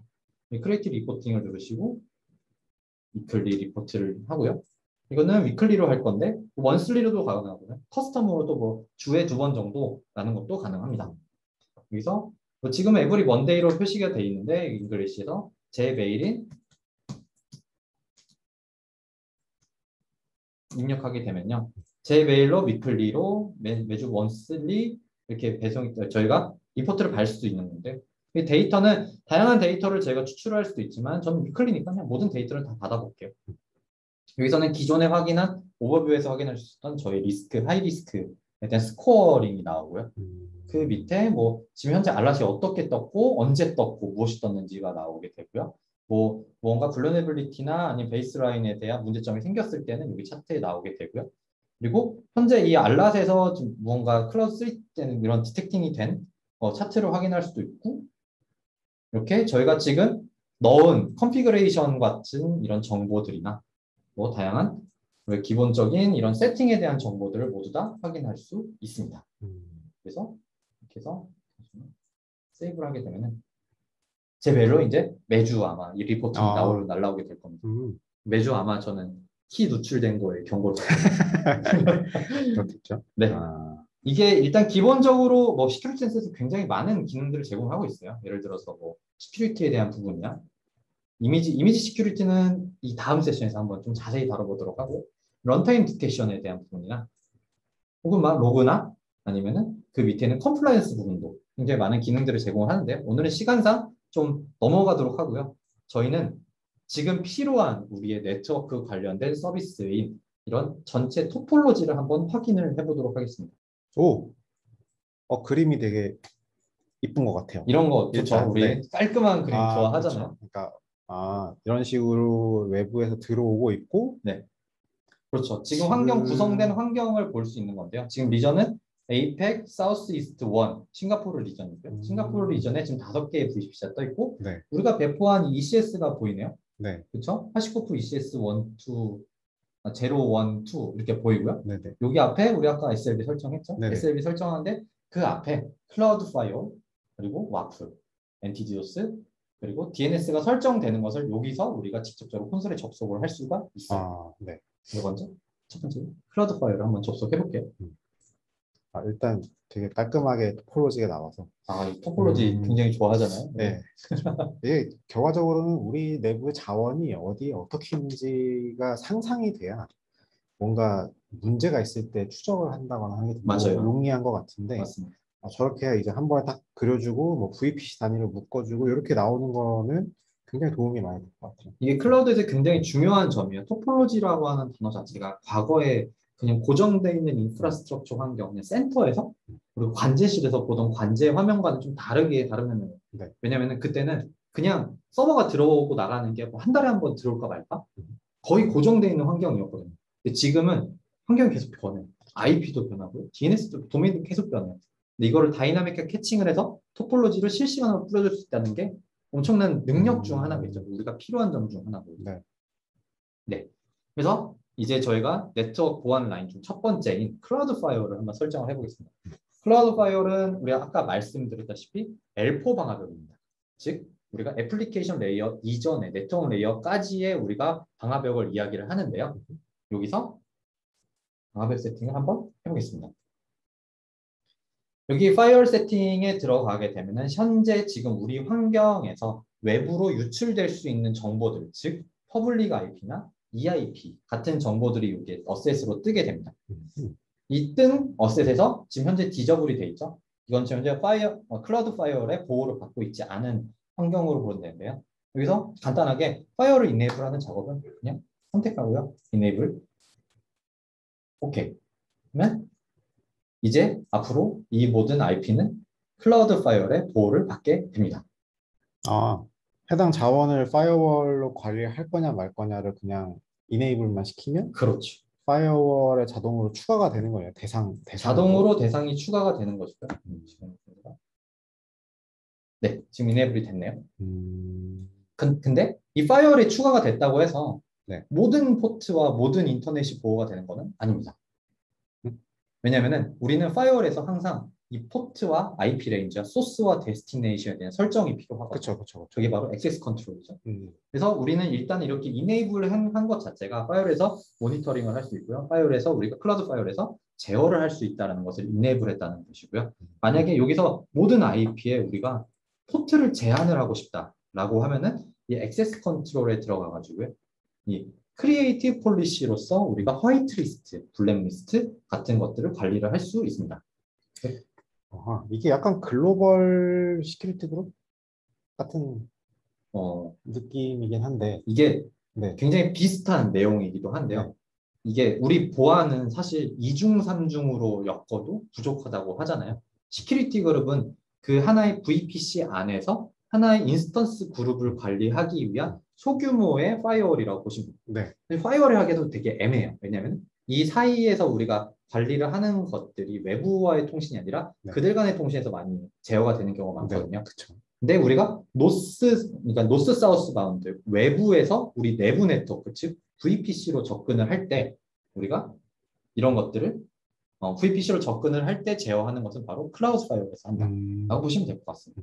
그래서 이렇게 소스 IP나 데스티네이션 IP 그리고 우리가 원하는 프로토콜이나 포트 애플리케이션이나 폴리시에 대한 액션들을 여기서 정의를 할 수 있고요. 여기서 우리가 정의를 하게 되면은 앞으로 인스턴스 사용하지 못하고 테스트를 위해서 일단은 이네이블만 시켜놓겠습니다. 그렇죠. 네. 이제 클라우드 파이어월을 우리가 먼저 한번 생성을 해봤는데요. 여기서 제가 좀 더 하나를 더 보여드리고 싶은 게 있어요. 여기서 시큐리티 그룹에 대한 부분인데요. 아까 말씀하셨을 때 시큐리티 그룹과 뭔가 다른 점인가요? 라고 말씀하시네요. 이 클라우드 파이어월에서는 이 내부에 있는 시큐리티 그룹마저 관리를 할 수 있습니다. 지금 아까 우리 호르스 어딨죠? 우리가 잠깐 토폴로지에서 봤었던 내용인데 여기 있네요. 여기서 우리가 지금 VPC가 3개 있잖아요. 네. 지금 뭐 시큐리티를 따로 설정 안 했습니다. 시큐리티 다 하나씩입니다. 이 시큐리티 그룹에 대한 것들이 지금 5개가 현재 떠 있고요. 여기서 만약에 들어가게 되면은 여기에 어떤 시큐리티 그룹이 있고 어떤 V스위치가 존재하는지도 이 내부에서 확인을 할 수 있습니다. 지금 이거를 확인하거든요. 지금 떠 있는 게 지금 생성한 ECS죠. 이 ECS에 대한 정보를 여기서 또 확인을 할 수 있고요. 이 시큐리티 그룹이 어떤 인스턴스 그룹을 제어를 하고 있는가에 대한 확인을 여기서 할 수 있다고 보면 될 것 같습니다. 약간 좀 전체 시큐리티 그룹을 한눈에 좀 관리할 수 있는 그렇죠. 부분이 되게 인상적인 것 같아요. 네, 그렇죠. 굉장히 좋은 부분이라고 저도 생각하고 있습니다. 네, 모니터링을 이제 한 번에 해야 되는데 네. 클라우드 자원들은 여기저기 막 산발적으로 퍼져 있잖아요. 네, 맞아요. 이걸 이제 한 군데서 모아서 좀 전체적인 걸 이렇게 모니터링 할 수 있게 네. 해주는 기능 자체적으로도 좀 유용한 기능인 것 같아요. 굉장히 유용한 기능이죠. 자, 이제 클라우드 파이어월 설정이 끝났습니다. 다음 설정은 바로 와프 설정을 해야겠죠. 와프죠. 네. 우리는 L4 파이어월을 설정을 했고요. 그 다음은 L7 파이어를 설정을 할 겁니다. 즉 애플리케이션 방어에 대한 부분인데요. 아까 잠깐 언급드렸다시피 우리가 외부로 유출되어 있는 이 퍼블릭한 도메인을 가지고 있는 웹사이트는 계속해서 공격을 받고 있습니다. 이거를 방어하기 위한 액세스 컨트롤을 위해서 우리가 와프를 설정을 할 건데요. 웹사이트 액세스를 들어가면요. 여기서 우리가 기존에 지금 설정을 했던 미아우 이거에 대한 도면을 이제 설정을 슬슬 해줄 겁니다. 우리가 지금 가지고 있는 퍼블릭 IP는 이거죠. IP를 복사를 해서요. 일단 도메인 네임은 저는 miao.사장님을 쓸 겁니다. 그리고 HTTP만 설정했으니까 HTTP에 80 포트를 쓰고 있죠. 데스티네이션 서버, 즉 오리진 서버를 우리가 입력한 이 IP를 입력을 해주겠습니다. 이렇게 입력을 해주고요. 그리고 이 밑에다가 우리는 만약에 DDoS 프로텍션이나 CDN 같은 것들을 연결을 하려면은 우리가 레이어 7에 대한 프록시가 필요하거든요. 그냥 yes만 누르면 되고요. 그리고 recommended라고 있는데 저는 그냥 간단하게 exported for로 설정을 해서 설정을 한번 해보겠습니다. 넥스트로 누르게 되면은 죄송합니다. 이게 환경이 제가 제 테스트 계정으로 한 거라서 가끔 이런 세션 튕김 현상이 있습니다. 네. 뭐 라이브라서 그렇죠. 항상 나올 수 있죠. 그렇죠. 아하. 자, 다시 한번 설정을 해볼게요. 네. 근데 생각보다 와프 설정하는 게 그렇게 어렵지 않네요. 이게 지금 제가 되게 간단하게 하고 있잖아요. 네. 원래 레거시에서 이거를 관리하시던 분들이면은 내가 지금까지 작업을 했던 랭모 뭔가라고 싶을 정도일 것 같아요. 저도 기존에 뭐 큰 기업에서 이런 인프라를 관리하던 일을 했었는데요. 네. 그 일을 할 때 이런 보안적인 뭔가 정책을 설정하고 추가를 하는 것 자체가 굉장히 어려운 점이 굉장히 많이 있었거든요. 그래서 이런 부분을 좀 더 해결을 할 수 있도록 만들어줄 수 있을 것 같습니다. 제가 다시 한번 실행을 시켜야겠습니다. 자, 다시 한번 차근차근 한번 해보고 이게 어쩔 수 없이 또 데모 귀신이 나타날 수 있어요. 네. 그리고 도메인 이름 넣어주고 사장님 넣어주고요. 어떤 거 쓸지 할 수 있는 이거고요. 네, 이렇게 해서 배지에 넣었고요. S 눌러주고요. 네. 이상하게 약간 안 되는데 좋겠어요. 이게 테스트 클러스터라서 약간 이런 사소한 문제가 발생할 때도 있습니다. 네. 네, 이제 와프가 나왔으니까 우리 C네임이 나왔습니다. 이 C네임이라는 걸 좀 의아해 하실 수 있고요. 왜냐하면 와프라고 하는 이런 로직에 대해서 궁금해 하시는 분들이 있을 수 있을 것 같은데 이 C네임이라는 부분을 만약에 제가 DNS에 들어가서 설정을 해줍니다. 저는 지금 C네임 레코드에 미아오에 저는 밸류를 이렇게 낼 겁니다. 아까 나왔던 와프의 C네임이죠. 그쵸. 이 프로세스를 간단히 이해해 드리면 사용자가 miao.사장님.com을 치고 들어오면요. 밸류에 있는 이 와프에 대한 DNS로 URI로 접근을 하게 되고요. 이 접근한 URI는 와프에서 제어하는 이 컨피그레이션을 거쳐서 오리진 서버로 넘어가게 되는 겁니다. 거쳐 가는 거죠. 그렇죠. 이 거쳐가는 저희가 루트를 여기 시네임 레코드로서 처리를 해준다라고 보시면 될 것 같아요. 네, 이렇게 하면 이제 와프만 거치는 건데 저는 와프 말고 그 앞에다가 안티디도스 넣을 겁니다. 그래서 일단은 지금 컨펌은 안 할게요. 네. 안 하고 지금 좀 와프에서도 몇 가지를 더 보여드리고 싶은데 사실 이 와프 기능들은 다 비슷비슷해요. 근데 알리바바 클라우드만의 장점이 하나가 있습니다. 저도 이거 보고 되게 놀랐습니다. 이 와프의 모니터링 이런 대시보드라고 보시면 될 것 같은데요. 이거를 누르게 되면은 지금 현재 제가 와프 설정을 한 저의 클러스터에 어떤 공격이 있고 어떤 유형의 접근이 있었고 그리고 문제점이 발생했는지에 대한 대시보드를 확인하는 겁니다. 되게 관제센터에 볼 수 있는 그렇죠. 이 화면도 저희가 뭔가 서드 파티를 쓴 게 아니라 저희가 제공을 하는 서비스들 중 하나의 데이터V라고 하는 데이터 버추얼라이제이션 서비스가 있거든요. 이 버추얼라이제이션 서비스로 만든 거라고 보시면 될 것 같아요. 그러면 여기 옆에 보면은 제가 코리아 제 도메인에서 제 PC에서 접근했던 이런 IP를 볼 수도 있고 이제 저희 루트로 다 했으니까 루트로 볼 수도 있고 크롬 브라우저 저는 아까 크롬으로 제가 100%였는데 팝폭으로 지금 접속하셔가지고 팝폭 브라우저도 있고요. 네. 이런 것들을 우리가 확인을 할 수 있다라는 것을 좀 큰 장점으로 말씀드릴 수 있습니다. 좋은데요? 그렇죠. 이거를 좀 더 심오하게 사용하고 싶으시면 좀 커스터마이징에서도 사용을 할 수 있습니다. 커스터마이징도 가능하고요. 네, 데이터 V를 이용하는. 하지만 좀 쉽지는 않습니다, 사실은. 기본적인 템플릿이 있다는 것만 해도 일단은 뭔가 이제 관제를 한다거나 그렇죠. 뭔가 문제점을 그때그때 봐야 되는 입장에서 보면은 굉장히 유용한 UI인 것 같아요. 유용할 수 있죠. 네. 저는 저 화면 되게 좋아. 일단은 저걸 떠 있으면은 뭔가 있어 보이는. 아, 그쵸. 있어 그쵸? 보이네요. 있어 보이네요. 자, 어. 이제 엔티디도스로 넘어갔는데요. 엔티디도스 프리미엄에서 저희가 이제 기존에 클라우드 파이어월 그리고 와프를 거쳐서 들어갔던 이 트래픽을 엔티디도스 앞에 한 단계를 더 놔줘볼게요. 엔티디도스의 웹사이트 컨피그레이션을 들어가게 되면은 이런 식으로 뜨게 되는데요. 저는 지금 엔티디도스 프리미엄을 두 가지 인스턴스 띄워놨는데 그냥 1번을 사용을 하겠습니다. 도메인은 똑같이 사장님, 미아오점이죠. 미아오점 사장님.com에 들어가고요. HTTPS는 안 쓸 거죠. HTTP만 쓰고 오리진 서버 IP를 원래 저희가 엔티티도스만 쓰면은 그 미아오에 해당하는 SLB의 그 퍼블릭 IP만 넣어주면 되는데 전 뒤에 지금 와프가 있죠. 그렇죠. 와프를 있으니까 오리진 서버 도메인에다가 와프 URL을 넣어주겠습니다. 넣어주면은 이제 애드를 하게 되면은 또 토큰 이게 또 문제가 되네요. 결국은 안티디도스를 타고 와프를 타고 파이어월 타고 그렇죠. SLB로 결국 그렇게까지 입장이 되는 거죠. 근데 그게 확실히 느려지긴 해요. 호흡이 많아지니까. 어쩔 수 없죠. 그쵸. 어쩔 수 없는데, 네. 근데 그 호흡 이 자체에 대한 퍼포먼스에 대한 증가도 물론 고려를 할 수도 있지만 이런 보안적인 측면에서 우리 강화라고 한다고 하는 우리 지금 관점으로서 접근을 하고 있기 때문에 이렇게 설정을 할 수 있고요. 그래서 제가 이 사이트를 좀 오래 띄워놔가지고 지금 페이지를 그래서 아마 그 토큰 에러가 났던 것 같고요. 이렇게 뜨면은 여기서도 또 엔티디도스 똑같이 C네임이 나옵니다. 이거는 안티디도스의 지금 C네임이죠. 그러면 이 C네임을 가지고 DNS를 들어가서 저희가 등록을 해보겠습니다. 그러면 DNS 타고 그러면 안티디도스 타고 와프 타고 파이어월 타고 들어오겠네요. 그렇죠. 이해가 됐습니다. 이해가 되십니다. 네.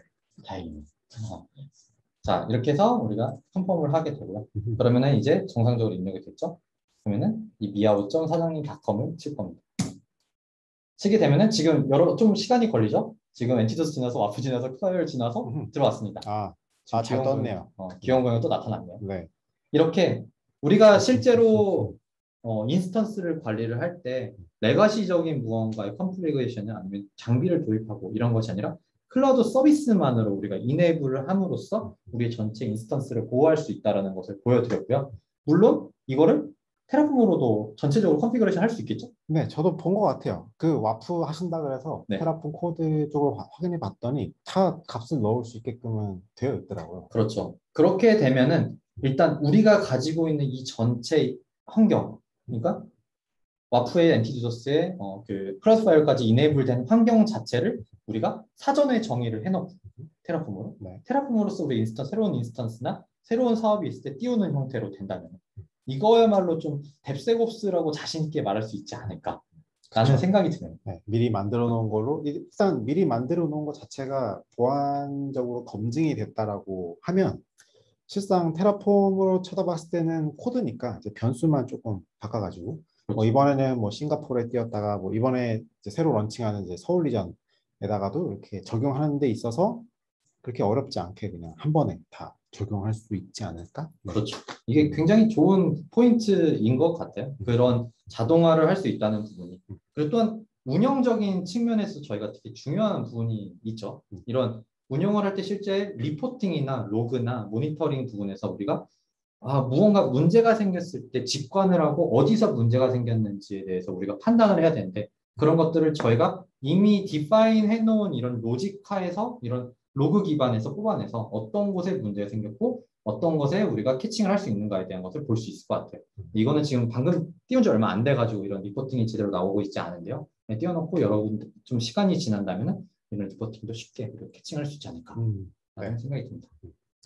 이제 알리바바 클라우드 플랫폼 자체에서 제공하는 게 사실 아까 표 보셨겠지만 엄청 많잖아요. 네. 근데 엄청 많은 것들이 있는데 실제 이제 어떻게 저희가 활용해야 되느냐가 좀 중요한 것 같아요. 그렇죠. 그러니까 언제 어떤 상황에서 우리의 보안이라는 꼭지를 해결하기 위해서, 그러니까 혹은 좀 더 향상시키기 위해서 어떤 서비스들을 엮으냐가 되게 중요한 것 같고, 아까 포인트를 말씀해 주셨던 것처럼 나름 또 자동화를 위한 예를 들어 테라폼이나 패커를 쓰실 수도 있겠죠. 이런 식으로 자동화에 대한 구성을 잘 해놓으면 그렇죠. 언제든지 우리는 보안이 잘 적용되는 인프라를 띄울 수 있겠다. 네, 이런 식으로 정리를 할 수가 있거든요. 그렇죠. 네.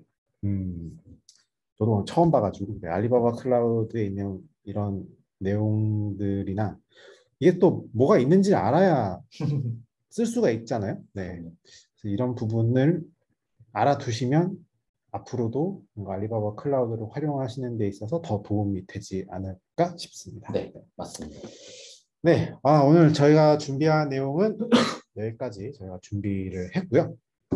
자, 이번 첫 번째 시간은 이제 데브세곱스 중에서 세곱스 부분, 그러니까 어떻게 하면 이 옵스 인프라에 대한 부분을 안전하게 가져갈까라는 걸로 저는 또 저 나름대로 또 알리바바 클라우드에서는 알리바바 클라우드 나름대로의 또 방식을 고민을 해서 제가 오늘 여러 가지 설명도 드리고 실제 어떻게 사용하는지 데모도 보여드리면서 확인을 했고요. 네. 다음 시간, 네, 10월 13일이죠. 다음 시간에는 저희가 셋옵스 말고 이제 데브 쪽 관점에서 어떻게 보안에 대한 부분을 향상시킬 수 있을까에 대한 부분을 좀 더 이제 고민해서 같이 나누는 시간을 가질 수가 있을 것 같습니다. 네. 어떠셨어요? 이번에 처음 저희랑 같이 해보셨는데? 일단 저희 알리바바 클라우드가 일단 한국에 런칭한 지 얼마 되지도 않았고 이제서 이제 시작하는 단계로 보기 때문에 네. 이런 조인트 웨비나를 하면서 그리고 이사님은 굉장히 많은 퍼블릭 클라우드를 이미 보셨잖아요. 이런 관계에서 제가 좀 저도 새로웠고요. 그리고 저도 이렇게 준비를 하면서 테라폼하고 볼트, 패커를 이용해서 생각보다 알리바바 클라우드가 오픈이 되어 있고 표준화가 되어 있구나라는 것을 저도 알게 되었던 것 같아요. 네. 저 사실 이번에 처음 같이 하긴 했지만 알리바바 클라우드에 있을 거 진짜 다 있고요. 그리고 또 한 가지는 성능적으로나 어떤 구성이 되게 잘 돼 있다라는 느낌을 받았던 것 같아요. 그래서 뭐 알리바바 클라우드가 뭐 예를 들어서 뭐 중국에 리전이 있고 하니까 못 쓰겠어라고 하셨던 분들은 이번에 또 새로 서울 리전이 런칭을 하면서 한번 경험해 보시는 그런 기회도 가지셨으면 좋겠고요. 오늘 뭐 저희 이번에 준비한 데브세곱스, 특히나 오늘은 이제 세곱스에 대해서 말씀을 드렸고 다음번에 저희 진행할 데브섹에 대해서도 같이 이제 확인해 보시면서 우리 실제 원하는 거는 우리 인프라와 우리 서비스가 안전한 걸 원하시는 거잖아요. 그리고 그 가운데서도 제가 데브옵스를 잘 실행해 볼 수 있는 그런 기회를 함께 나눴으면 좋겠습니다. 네, 인사드리고 마치겠습니다. 네, 오늘 참석해 주셔서 감사드립니다. 네, 감사합니다.